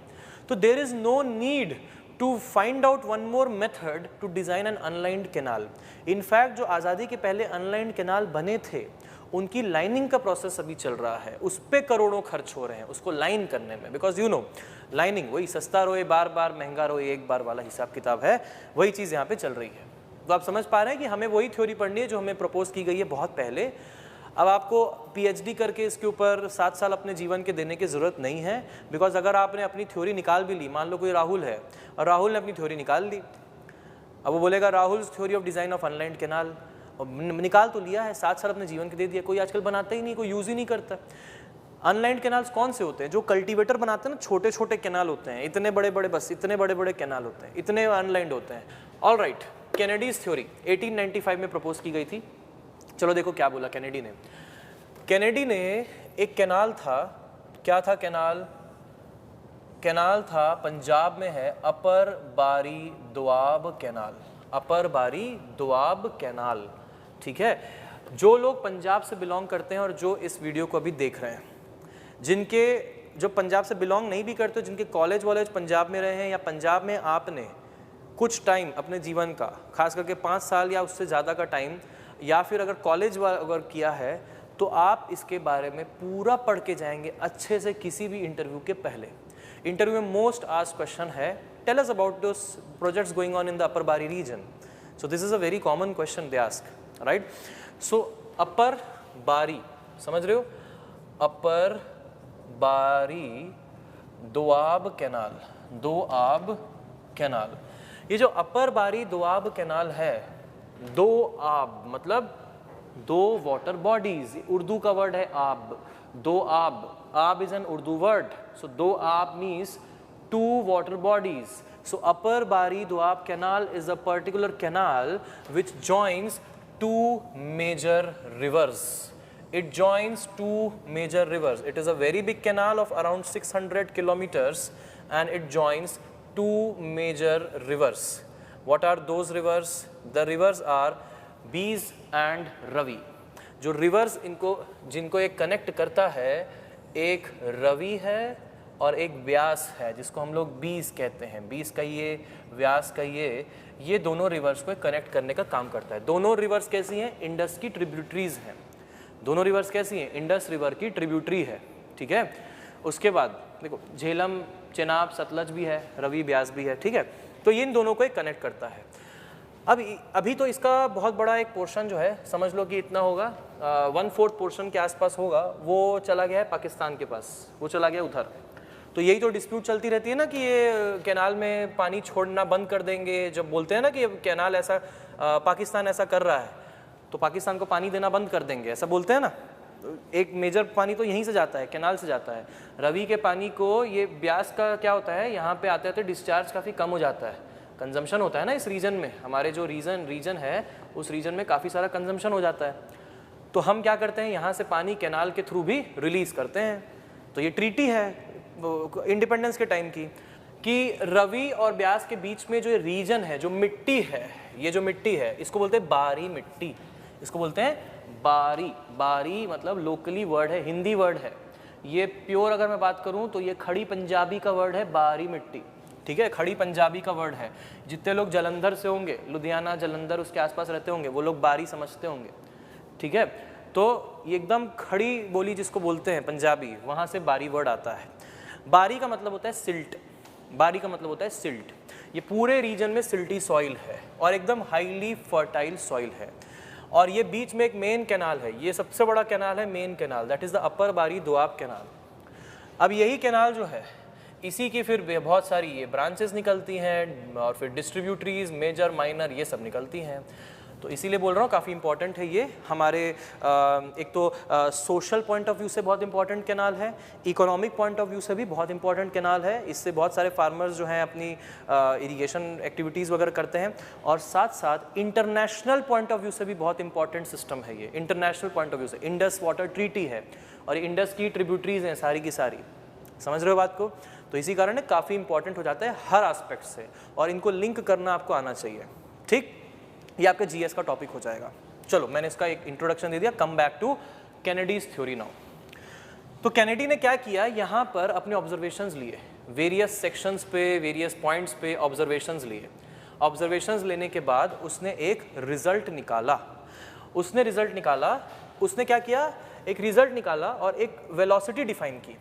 उस वेलोसिटी को कैनेडी ने कहा कि ये है critical velocity. So what is critical velocity VCR as defined by Kennedy? Kennedy defined critical velocity as that velocity, if at all that velocity is present in the canal, it will neither scar and there will not be any silting also. That means there won't be any scouring, there won't be any silting. So that means this is that non-silting, non-scouring velocity called as critical velocity by Kennedy.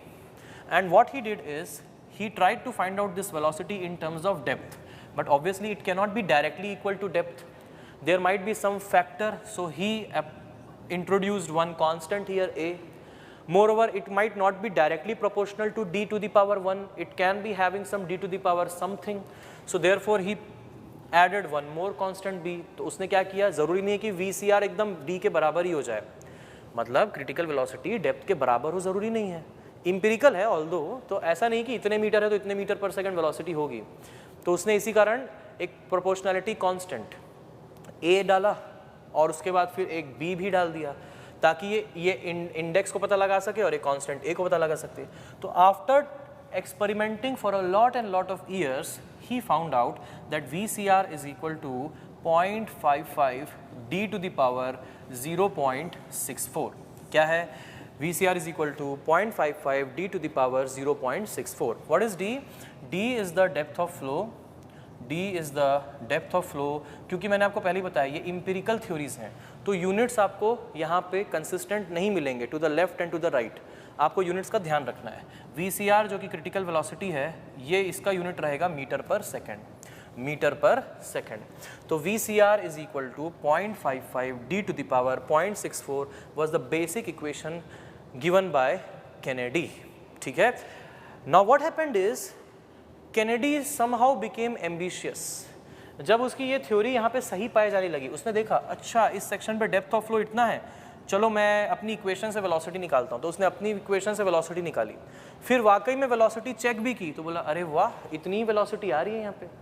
अब ऐसा क्यों हो रहा था? ऐसा इसलिए हो रहा था क्योंकि ये जो कैनाल है ये कई हज़ारों सालों पहले बन चुका है दोस्तों. Farmers they have built this canal. तो जितनी सिल्टिंग, जितनी स्काउरिंग होनी थी नेचर में नेचुरली, उतनी सिल्टिंग, उतनी स्काउरिंग ऑलरेडी हो चुकी. अब क्योंकि उतनी सिल्टिंग, उतनी स्काउरिंग हो चुकी, चैनल अपने फ्लो, अपने बेड स्लोप, अपने सब को मैनेज कर चुका है और एक रेजीम सेक्शन पे आ चुका है. तो जब ऐसा हो चुका है तो ऐसे में कैनेडी का काम है सिर्फ ऑब्जर्वेशन लेना. ये कैनेडी ने नहीं बनाया अपर बारी दोआब कैनाल, ये हमने बनाया है बहुत हजारों सालों पहले तक के. This is not been prepared by these Britishers, these people. We have made this canal. What they have done is just they have taken the observation and we are studying it by their name, that's it. उन्होंने क्या किया, उसको mathematically convert करके दे दिया, बल्कि काम तो हम कर रहे थे बहुत सालों से. तो अब देखो यहाँ पे रवि और ब्यास के बीच में जो कैनाल था ये कई सालों से ऑलरेडी स्टेबल हो चुका है. कैनेडी का काम था ऑब्जर्वेशन लेना और बेस्ट सूटेड इक्वेशन बताना, तो ये मिली बेस्ट सूटेड इक्वेशन. अब जैसा कि मैंने बताया कैनेडी बिकेम एम्बिशियस नाउ. अब एम्बिशियस बन गया वो बोला कि अरे ये तो अपर बारी दोआब कैनाल के लिए तो चलो वैलिड दिख रही है इक्वेशन. फिर वो क्या किया, फिर वो गंगा बेसिन पे गया, वहाँ पे देखा अच्छा गंगा बेसिन है, चलो इसमें depth of flow Ganga river में इतनी है, वेलोसिटी इतनी, तो देखा अरे ये तो फेल हो गया. अब इक्वेशन से जो VCR आ रहा है वो कुछ और आ रहा है और एक्चुअल वेलोसिटी कुछ और है रिवर की. ऐसे ही उसने बाकी रिवर्स के लिए देखा, यमुना के लिए देखा, तो बोला अरे वहाँ पे भी दिक्कत है, वहाँ पे जो कैनाल बने हुए हैं गंगा के बेसिन में जो कैनाल बने वहाँ पे भी वो रिजल्ट फेल हो जा रहा है. तो कैनेडी ने बोला ये रिजल्ट तो अब सिर्फ और सिर्फ वैलिड है किसके लिए, ये सी कैनाल के लिए, अपर बारी दोआब मेन कैनाल के लिए वैलिड है. तो अब उसने क्या किया, अब उसने बहुत सारे कैनाल्स में इसी रिलेशन को वैलिड करवाने के लिए एक फैक्टर को इंट्रोड्यूस किया और वो फैक्टर है दोस्तों that is critical velocity ratio. तो इसने क्या किया, Kennedy introduced a term and this is how he wrote down the critical velocity and that was VCR dash is equal to 0.55 m d to the power 0.64 with the same units, meter per second. this is meter per second. m का कोई unit नहीं होता, m को बोलते हैं critical velocity ratio CVR. Critical velocity ratio, CVR। ऐसा क्यों कहते हैं इसको CVR या क्रिटिकल वेलोसिटी रेशो? ऐसा इसलिए कह सकते हैं, आप देख सकते हो m को लिखो, m को लिखोगे तो क्या लिखोगे, VCR dash by 0.55 d to the power 0.64। और ये 0.55 d टू द पावर 0.64 क्या है, ये VCR है। इसी कारण m जो है वो है क्रिटिकल वेलोसिटीज का रेशो। अब ये इक्वेशन तब यूज़ करते हैं जब हम किसी और सॉइल पे, है सिल्टी ही, लेकिन सिल्ट में भी तो साइज रेंज होता है ना, सिल्ट में भी क्या होता है, साइज रेंज होता है। तो अलग अलग साइज रेंज पे ये m की वैल्यू अलग अलग दी गई है, m की वैल्यू अलग अलग दी गई है। तो m accounts for the type and the size of the silt, that is called as silt grade. M accounts for silt grade. So to account for silt grade, Kennedy introduced this particular M, silt grade। जैसे gradation हम लोग soil mechanics में आज की date में बोलते हैं ना, तो पहले सिल्ट ग्रेड बोला करते थे। इसको आप ना इसको नोट में डाल देंगे, खुद एक ये इसका सवाल है कि silt grade which one of these is correct. तो सिल्ट ग्रेड का मतलब होता है type and size of silt, ये नोट में डालना है आपको।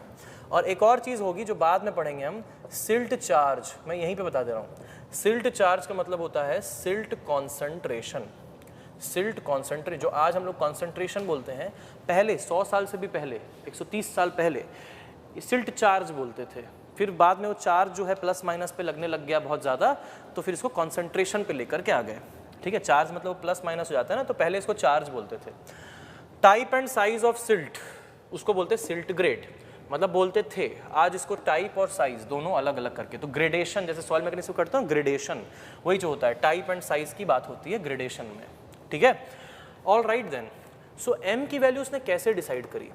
m की वैल्यू फिर से उसने बहुत जगहों पे टेस्टिंग करी, और बहुत जगहों पे टेस्टिंग करने के बाद m के वैल्यूज़ को उसने बताया।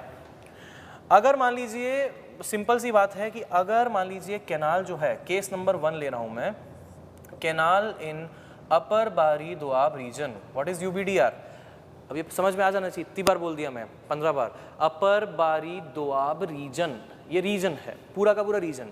तो canal in upper Bari Doab region, canal in upper Bari Doab region will have m का value as 1, it will have m का value as 1 because it will have this equation कि VCR dash is equal to 0.55 into 1 into d to the power 0.64, which is actually equal to VCR only, isn't it?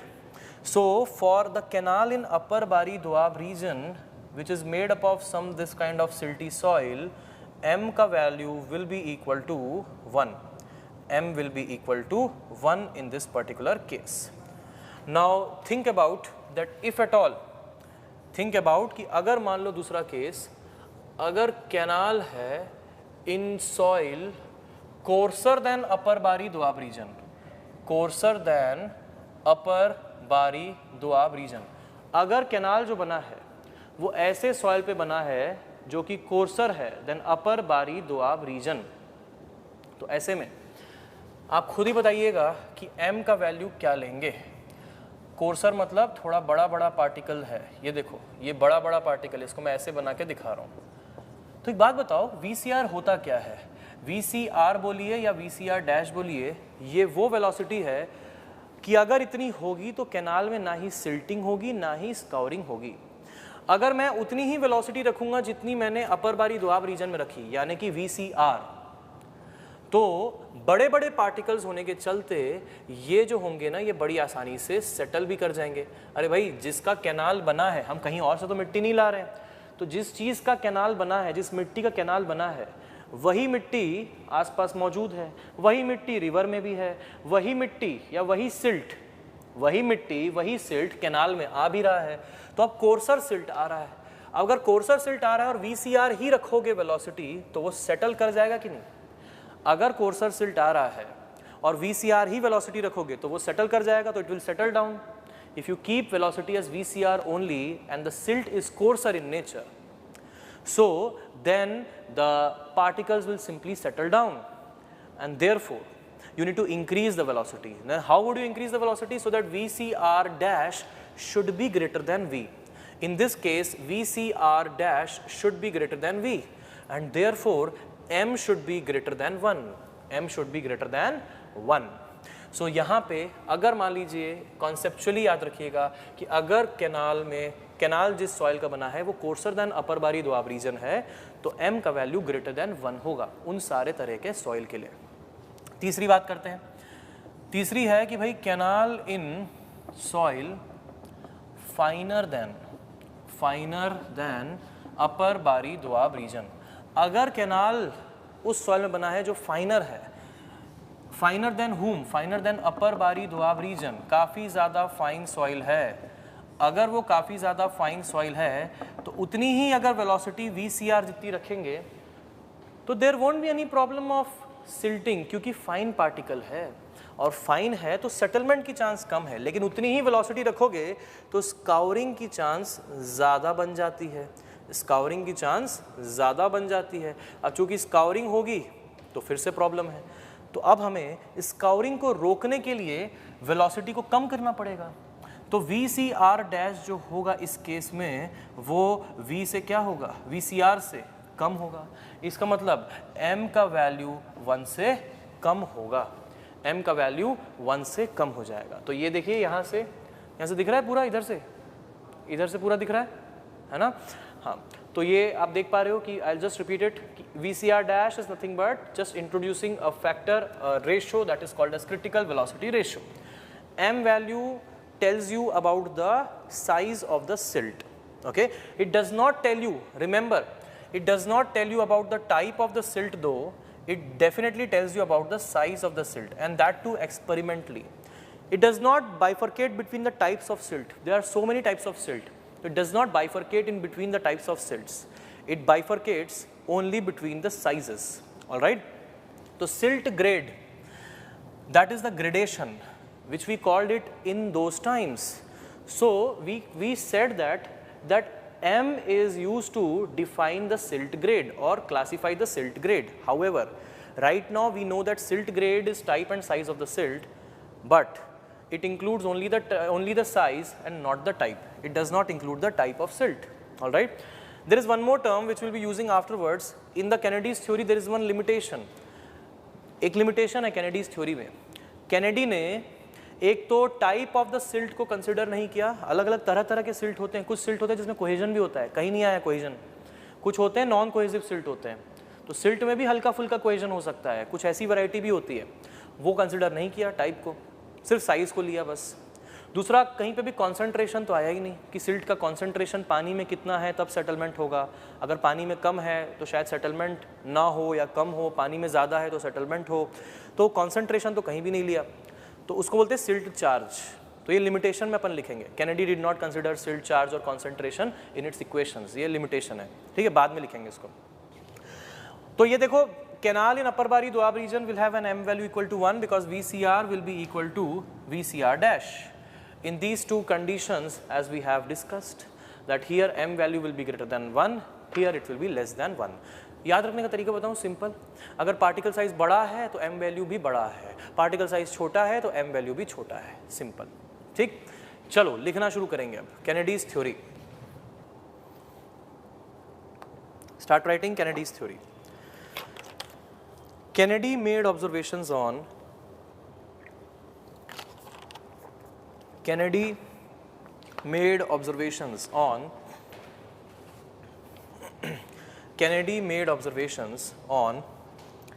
the upper Bari Doab Canal.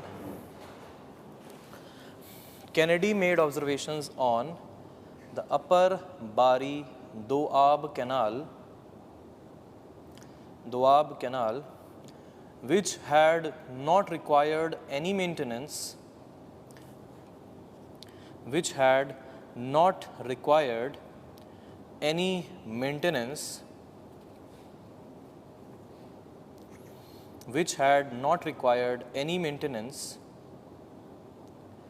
for the past 30 years, 30, which had not required any maintenance for the past 30 years of his service, which had not required any maintenance for the past 30 years of his service and were considered as stable. and were considered as stable. And were considered as stable. Full stop. Next,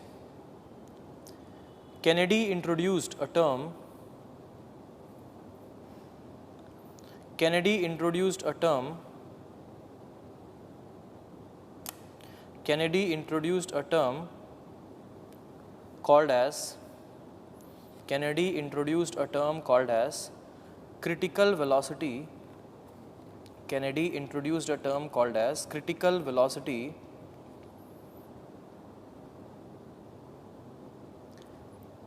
which was defined as the mean velocity. Kennedy introduced a term called as critical velocity, which was defined as the mean velocity, which was defined as the mean velocity, which will just keep the channel,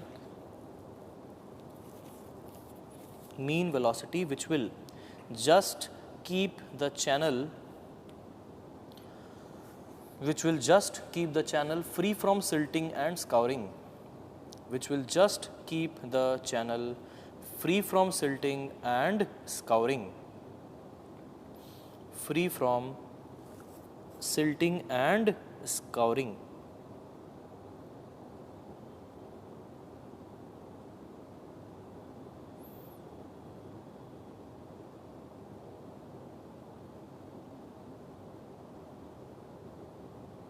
Which will just keep the channel free from silting and scouring. Next, the critical velocity, the critical velocity, the critical velocity or non-silting, non-scouring velocity, the critical velocity or non-silting, non-scouring velocity was given as follows. Was given as follows. ठीक है, अब ये left side board में दिखा दो, दिख रहा है पूरा? ठीक है, अब इतना ये लोग लिख लेंगे पॉज करके, ठीक है, राइट, ये लिख लेंगे, ठीक है। ये लिखने के बाद अब आप राइट साइड का बोर्ड आ जाओ, राइट साइड के बोर्ड में आ जाओ। इसके बाद लिखिए, write down after that, since Kennedy's studies were based, since Kennedy's studies were based, since Kennedy's studies were based on a given canal system only, since Kennedy's studies were based on a given canal system only, comma, given canal system only, comma, to validate his expression of critical velocity, to validate his expression of critical velocity,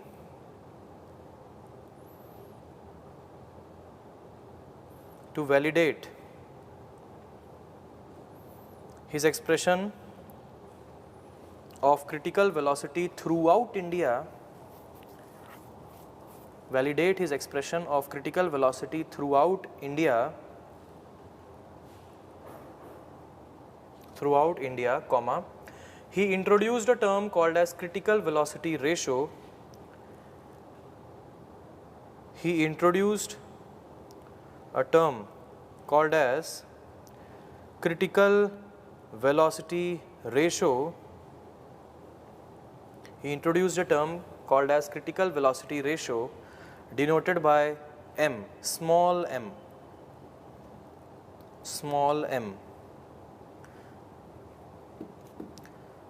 which accounts for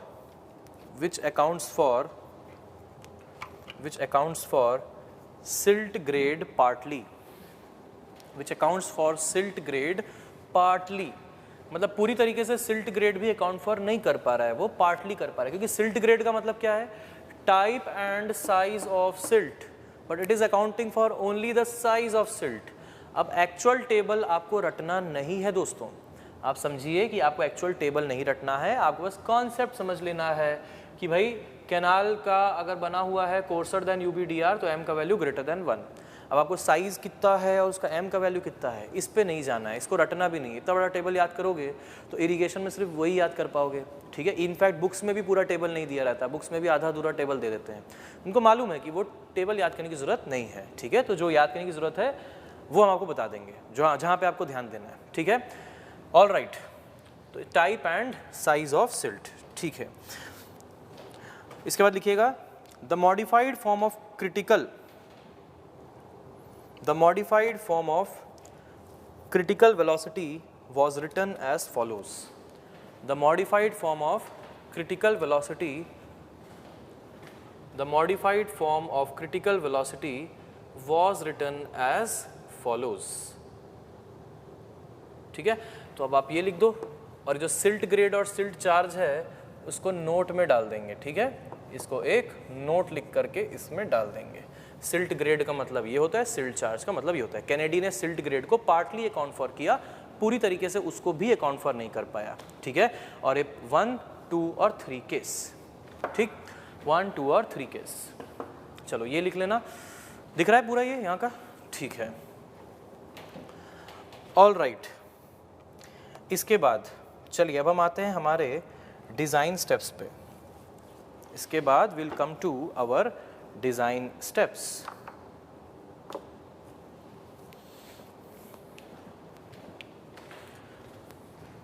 Give the heading design steps.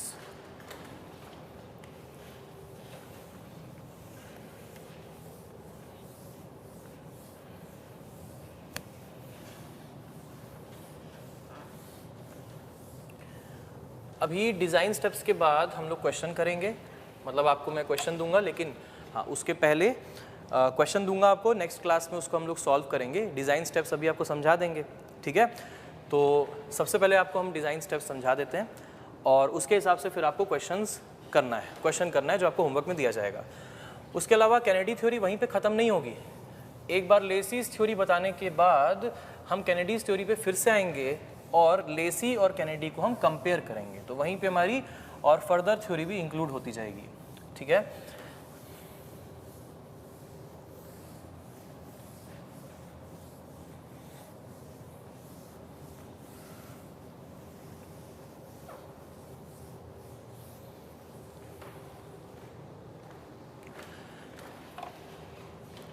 All right, design steps. पहले आप ये बताइए कि Kennedy ने effectively कितनी equations हमको provide करी for the design purposes. Effectively कितनी इक्वेशन है? इक्वेशन एक ही है, आप दो नहीं कह देना, दो नहीं है, एक ही है। दो कह रहे हो तो थोड़ा ध्यान से सोचो क्या बोल रहे हो। अगर एक है, मतलब अगर दो बोल रहे हो तो वो तो m की वैल्यू तो 1 या 1 लेस देन 1 ग्रेटर देन 1 रखना, वो तो वही बात हो गई।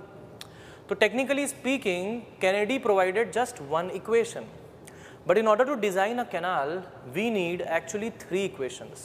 Why? Because there are 3 variables. What are those 3 variables? The variables which are there are these. What are those variables? The variables are these. One is the base width b if you are considering a trapezoidal canal. There is this depth of flow. There is this depth of flow, that is also a variable, isn't it? ये जो पूरा आपका पानी भरा हुआ है तो ये जो डेप्थ ऑफ फ्लो है ये भी वेरिएबल है, और depth of flow d, depth of flow variable है। उसके साथ साथ ये जो बेड का स्लोप होता है, ये लॉन्गिट्यूडनल डायरेक्शन में बेड का स्लोप s, वो भी एक वेरिएबल है। ये तीनों वेरिएबल होते हैं, b होता है, d होता है, s होता है। इक्वेशन कितनी हमारे पास? एक है। इसका मतलब ये मेथोडोलॉजी कैसी होगी? ये हिट एंड ट्रायल वाली होगी, कर करके देखो, इटरेटिव वाली मेथोडोलॉजी होगी। हमारे पास जो गिवन होता है सवाल को करने से पहले, वो यूजुअली गिवन होता है discharge and the m value given by, देखो डिस्चार्ज तो हम बताएंगे, हमने पिछले चैप्टर में समझ लिया कि हर क्रॉप के लिए क्या क्या नीड है, डिस्चार्ज रिक्वायरमेंट क्या है, ये सब हम समझ गए, ठीक बात है कि नहीं? तो ये सारी की सारी चीज़ें हमें मालूम है कि हमें कितना डिस्चार्ज उस कैनाल में डिज़ाइन पास करवाना है, और m का वैल्यू जो कैनेडी ने टेबल में दिया है वो है। तो ये चीज़ें हमें पहले से गिवन होंगी। अब हमें यहाँ से हमारा एनालिसिस करना है। तो अब स्टेप 1, अब स्टेप्स देखते जाइए। स्टेप 1, सबसे पहले आप क्या करेंगे, अज्यूम करेंगे फर्स्ट ट्रायल डेप्थ।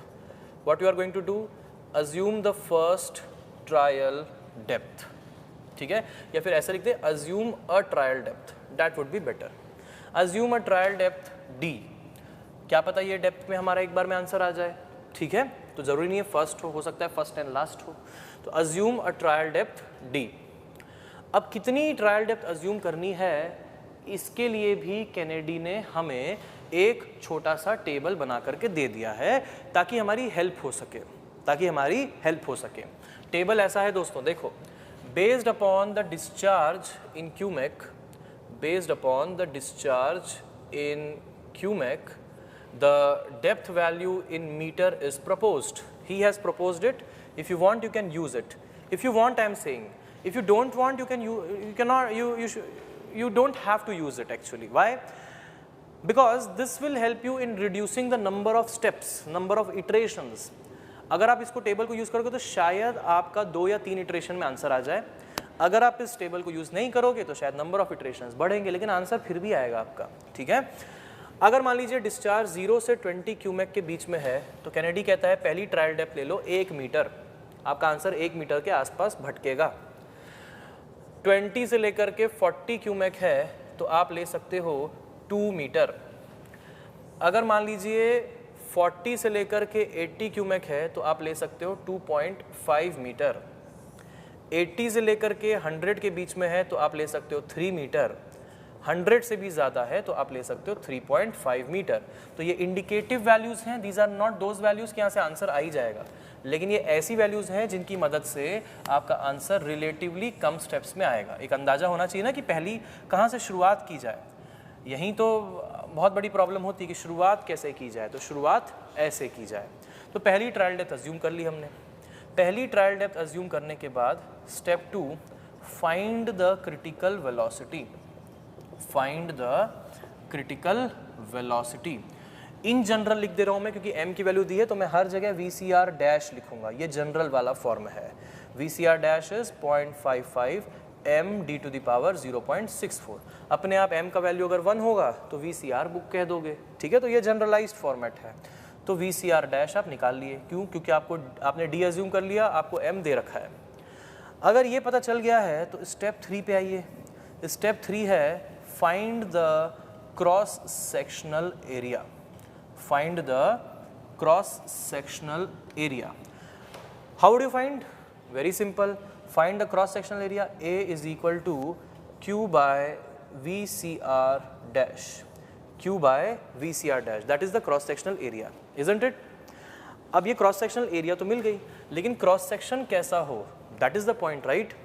अभी आप सोच रहे होंगे कि अब ये तो मिल गया हमको cross sectional area, लेकिन cross section कैसा हो, इसके बारे में भी केनेडी ने कुछ बोला। केनेडी ने कहा assume the section to be trapezoidal, assume the section to be cross section मतलब to be trapezoidal with half horizontal is to 1 vertical side slopes, with half horizontal is to 1 vertical side slopes, ठीक है। ऊपर तक आता है ना, पूरा आता है ना ऊपर तक, कटता तो नहीं है। तो with half horizontal is to 1 vertical side slopes, तो assume the section to be trapezoidal with half horizontal is to 1 vertical side slope। ये वही साइड स्लोप है जो अपर बारी दोआब कैनाल का है my dear friends. This is the same side slope which is of upper Bari Doab canal, and since he did all the testing in that canal he directly recommended the dimensions of that particular canal. So when we do that, so this is half horizontal is to 1 vertical, and there is this water depth, right, and the depth of water is D, ठीक है। So this is the base width B, this is the base width B, and the side slope is half horizontal is to 1 vertical, and this is half horizontal is to 1 vertical, तो ये D हो गया। अगर ये D हुआ तो ये आधा है ना हॉरिजॉन्टल 1 वर्टिकल पे, तो ये कितना हो गया, ये D/2 हो गया, ठीक है। इन द सेम वे यहाँ पर भी ये हो गया हमारा D/2, और ये तो D है ही, ठीक बात है। ये है हमारा डी, ये पहले ही लिखा हुआ है, रहने दो उसको। ठीक है, तो अब क्रॉस सेक्शनल एरिया आप कैसे लिखेंगे? आप क्रॉस सेक्शनल एरिया लिखेंगे, आपका एक रेक्टेंगल है और दो साइड में ट्राइंगल्स हैं, बीच में एक रेक्टेंगल है ना, ये वाला पोर्शन, ये वाला रेक्टेंगुलर पोर्शन, ये वाला, ये, और बीच में दो ट्राइंगल्स हैं। ठीक है, बीच में दो ट्राइंगल कौन से? एक ये वाला ट्राइंगल है, एक ये वाला ट्राइंगल है। ठीक, तो ठीक है, area is equal to B into D plus 2 into half into D by 2। And therefore area का जनरल फॉर्मूला जो आप हमेशा यूज़ कर सकते हैं, B D plus D square by 2। जब भी कैनेडीज थ्योरी बोला जाए आप एरिया डायरेक्टली लिख देंगे B D plus D square by 2। अब यहाँ से क्या मिल जाएगा? यहाँ से आपको मिल जाएगा स्टेप 4 में, यहाँ से आप फाइंड कर सकते हैं बी। स्टेप 4 में आपको क्या मिल गया? बी। क्यों? क्योंकि एरिया तो अपने को पहले ही मिल गया था, एरिया तो हमको पहले ही मिल चुका था, और एरिया पहले ही मिल गया, और ये जो डेप्थ है वो हमने अज्यूम कर लिया था पहले ही, है ना, तो ये बी यहाँ पे हमने निकाल दिया, तो फाइंड बी हो गया। ठीक, उसके बाद स्टेप 5 पे आइए। स्टेप 5 पे find the wetted perimeter, find the wetted perimeter, wetted perimeter निकालना है। वेटेड पेरीमीटर यानी कि हमारे को ये लेंथ चाहिए, जो तो बी तो है ही, मतलब दिस लेंथ, ये वाली लेंथ प्लस जो गीली हुई लेंथ है, ये वाली लेंथ, और यहाँ तक के ये वाली लेंथ, ये, तो ये बी तो है ही, और साथ ही साथ ये वाली लेंथ है। ये कितनी लेंथ है ये? So how much is this length? ये this one, so from here till here, ये वाली। तो how much is this length? This length is D root 5 by 2, isn't it? Because this is root over D square plus D square by 4, है ना। तो ये हो जाएगा D root over 5 by 2 हो जाएगा, ये हो जाएगा डी रूट ओवर 5 बाई 2, और ऐसी दो हैं, इधर भी उधर भी, तो डी रूट 5 हो जाएगा। तो पेरीमीटर हो जाएगा B plus D root over 5, तो वेटेड पेरीमीटर निकाल लिया हमने। वेटेड पेरीमीटर और वेटेड एरिया से हम आएंगे स्टेप नंबर 6 पे, स्टेप नंबर 6 पे आएंगे। स्टेप 6 में आप निकाल लेंगे hydraulic radius, find the hydraulic radius, find the hydraulic radius. ये हाइड्रोलिक रेडियस कुछ नहीं है, simply wetted area bye wetted perimeter होता है, तो वो आप निकाल लेंगे। यहाँ से उसकी वैल्यू मिल गई, हाइड्रोलिक रेडियस की वैल्यू मिल गई। स्टेप 7 पे आइए। स्टेप 7 पे आप क्या करेंगे? Find the actual mean velocity, find the actual mean velocity by which formula? By Chezy's formula. ये ओपन चैनल फ्लो का जो मीन वेलोसिटी है वो हम या तो मैनिंग्स फार्मूला से निकाल सकते हैं या तो चेज़ी से निकाल सकते हैं। कैनेडी ने अपनी थ्योरी में रिकमेंड किसे किया? चेज़ी को किया, क्योंकि ऐसा हो सकता है कि उसकी थ्योरी में चेज़ी की दी हुई वैल्यू ज़्यादा सही बैठ रही हो इन कंपैरिजन टू मैनिंग्स। इसी कारण अगर आपको एक्चुअल मीन वेलोसिटी कैनेडीज थ्योरी में निकालना है तो आपको यूज़ करना होगा चेज़ीज़ इक्वेशन। चेज़ीज़ इक्वेशन होती है v is equal to C under root of R S. This equation we all know, right? v is equal to C under root R S. v क्या होता है? v होता है एवरेज या फिर मीन वेलोसिटी। एवरेज वेलोसिटी किस unit में मिलता है? ये यूनिट होता है मीटर पर सेकेंड। c क्या होता है? c होता है Kutter's rugosity coefficient, also called as Chezy's constant. ये कटर्स रुगोसिटी कोएफिशिएंट होता है, इसको चेज़ीज़ कांस्टेंट भी कह देते हैं। कटर ने दिया था ये, इसको चेज़ीज़ कांस्टेंट भी कह देते हैं, ठीक है। r जो है हाइड्रोलिक रेडियस है और s जो है वो है हमारा longitudinal slope, that is our longitudinal slope या फिर बेड स्लोप। लॉन्गिट्यूडनल स्लोप या फिर बेड स्लोप जो मैंने आपको 3D में बना के दिखाया था ना, ये वो चीज़ है। ऐसा हम कर क्यों रहे हैं? बात समझिए। हमने तो एक वेलोसिटी यहाँ पे निकाल ही ली, यहाँ पे हमने एक वेलोसिटी निकाल ली कि भाई VCR डैश इतनी आ रही है और V भाई इतनी आ रही है, तो ये दो दो वेलोसिटी निकाल के क्या बताना चाह रहे हैं? बात समझिए, understand it very very carefully what these two velocities represent. VCR dash represents the velocity which the canal water should have. Simply the water should have. You understand? जो होना चाहिए। VCR dash वो वेलोसिटी है जो होनी चाहिए, तब जाकर के हमें एक रेजीम सेक्शन दिखाई पड़ेगा। मतलब जिसमें सिल्टिंग भी नहीं होगी, स्काउरिंग भी नहीं होगी।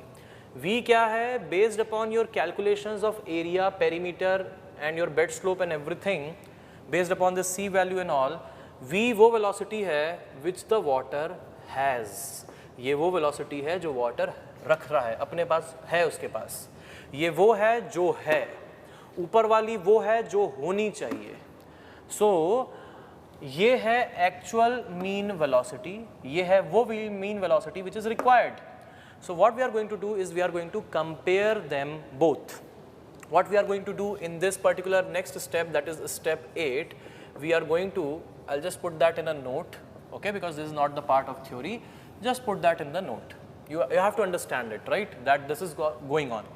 So what is step 8? Step 8 is after finding this actual mean velocity, compare what? Compare VCR dash and V. VCR dash and V. You have to compare, आपको compare करना है। अगर कैनेडी ने बोला कि ये वेलोसिटी होनी चाहिए और चेजी कहता है कि भैया यही वेलोसिटी है, यही 6 वेलोसिटी, तो ऐसे में जो हमारा सेक्शन डिज़ाइन हुआ है, जो हमारा डेप्थ निकला है, जो हमारा बी निकला है, डेप्थ लिया है, बी लिया है, वो सब बढ़िया है। अब हो गया हमारा एक ही बार में डिज़ाइन। लेकिन अगर मान लीजिए डिस्क्रिपेंसी आती है, तो भाई केस नंबर 1 यही है कि अगर VCR डैश और V दोनों बराबर हो जाए, मतलब जो चाहिए वो है आपके पास, जो चाहिए वो आपके पास है, इससे अच्छी बात और क्या हो सकती है। तो your channel section is adopted. You will adopt this channel section, that's it. Obviously this is a good case. Now अब हो सकता है कि जो चीज़ आपको चाहिए वो आपके पास नहीं है ना, जो चीज़ आपको चाहिए वो आपके पास नहीं है, तब आप क्या करेंगे? आप इटरेशंस करेंगे। तो देखिए VCR डैश अगर ज़्यादा है V से, मतलब जो होना चाहिए वो ज़्यादा है, जो है वो कम है, जो होना चाहिए वो ज़्यादा है, जो है वो कम है। तो हमारे पास दो ऑप्शन है, जो होना चाहिए वो ज़्यादा है, जो है वो कम है। मतलब कहने का क्या है कि मान लो कि आपको 50,000 रुपये चाहिए और आपके पास हैं 40,000 रुपये। अगर दो ऑप्शन बनते हैं, या तो आप कहीं से 10,000 रुपये कमाइए और 50,000 रुपये पहुँचाइए, या फिर दूसरा ऑप्शन ये बनता है कि अपने खर्चों के कटौती करिए और अपने खर्चों को ही 40,000 तक लाइए। हो सकता है कि नहीं? दोनों चीज़ें पॉसिबल है, depends on case to case, right. So यहाँ पे हम हमारे इटरेशन के जो स्टेप्स फॉलो कर रहे हैं, वहाँ से समझिए कि यहाँ पे क्या करना बेहतर होगा। यहाँ पे हमारे खर्चों के कटौती करना सही रहेगा। मतलब जहाँ से हमने स्टार्ट किया था, कहाँ से स्टार्ट किया था? ट्रायल डेप्थ ली थी हमने d मीटर, ट्रायल डेप्थ ली हमने d मीटर, तो हमें क्या करना होगा? हमें हमारी ट्रायल डेप्थ को ही अगली बार कम थोड़ी अज्यूम करना पड़ेगा। We have to assume our trial depth as lesser now, so that our VCR dash will come out to be lesser. VCR dash will come out to be lesser, and therefore maybe it will now match up with V. Maybe it will now match up with me, V. So what we are going to do as per our design steps, we are going to follow those steps again and again, and as per these design steps, we'll assume a lesser value of D. Assume a lesser value of D. So choose a convenient value and do that iteration now. Third thing, अगर आपको जो चाहिए वो है कम और जो है वो है ज़्यादा, जो चाहिए मतलब वो है कम और जो है वो है ज़्यादा, तो अब क्या करेंगे हम क्या करेंगे? अब हम देखिए, बात समझिए, नेक्स्ट इटरेशन में हम D की थोड़ी ज़्यादा बड़ी वैल्यू लेंगे। We are going to take a higher value of D. When we are going to take a higher value of D, VCR dash will be more, and maybe in this particular iteration, VCR dash may match up with V, and therefore when VCR dash will be less than V, we'll be assuming a higher value of D. Assume a higher value of D, and we'll continue this iterations until and unless VCR dash comes out to be not exactly equal, you can state nearly equal to V. बात समझिए, ये design है ना, design में ज़रूरी नहीं है कि आप एकदम एग्जैक्ट लेके आओ। मतलब अगर मान लो VCR डैश 0.583 मीटर पर सेकंड है, तो V भी आ जाए 0.583, चलता है। 2-4-5% अगर इधर उधर भी रहेगा तो भी काम बन जाएगा, ठीक है, क्योंकि ये डिज़ाइन वाला एस्पेक्ट है। तो इसमें 2-4-5% कम ज़्यादा होता है तो कोई प्रॉब्लम नहीं होता है, ठीक है. Anyhow, so this is how we will design. These are the steps now. Now understand that to find out this actual mean velocity, you need to have this value of c and this value of the longitudinal or the bed slope. आपके पास longitudinal या bed slope होना चाहिए और आपके पास c का value होना चाहिए. So how would you design, how would you find out this value of v is by the value of c and s. So write down these after that 2 points in note. अगर s value नहीं दी जाती, if s is not given initially, if s is not provided, if s is not provided, Kennedy had recommended it can be assumed between 1 in 2000 to 1 in 5000. From where he has given this 1 in 2000 to 1 in 5000? He has given this by again experimenting on the upper Bari Doab region, Doab canal. So if S is not provided, it can be assumed between 1 in 2000 to 1 in 5000. ये assume किया जा सकता है, ठीक. इसके बाद दूसरा note, अगर C की वैल्यू नहीं दी गई तो C वैल्यू जो कि है चेजीज constant can be found out by Cutter's formula. इसी कारण इसको कटर्स रुगोसिटी कोएफिशिएंट भी बोलते हैं, क्योंकि Kutter's formula helps to find out the value of c. Now what is this Kutter's formula? c is equal to 23 plus 1 by n plus 0.00155 by s divided by 1 plus 23 plus 0.00155 by s into n by root over r. ये यहाँ से c का value निकाला जा सकता है, क्योंकि आपको तो सारी वैल्यूज़ पता है. आपने s तो यहाँ से अज्यूम कर ही लिया होगा. n क्या है? n हमारा वही है Manning's n. n is nothing but Manning's n. वो मैनिंग्स कांस्टेंट या मैनिंग्स n जो बोलते हैं, मैनिंग्स रफनेस कोएफिशिएंट, ये वही चीज़ है. रफनेस बोलिए, रुगोसिटी बोलिए, एक ही चीज़ होता है, ठीक है. तो c का वैल्यू क्या हो गया?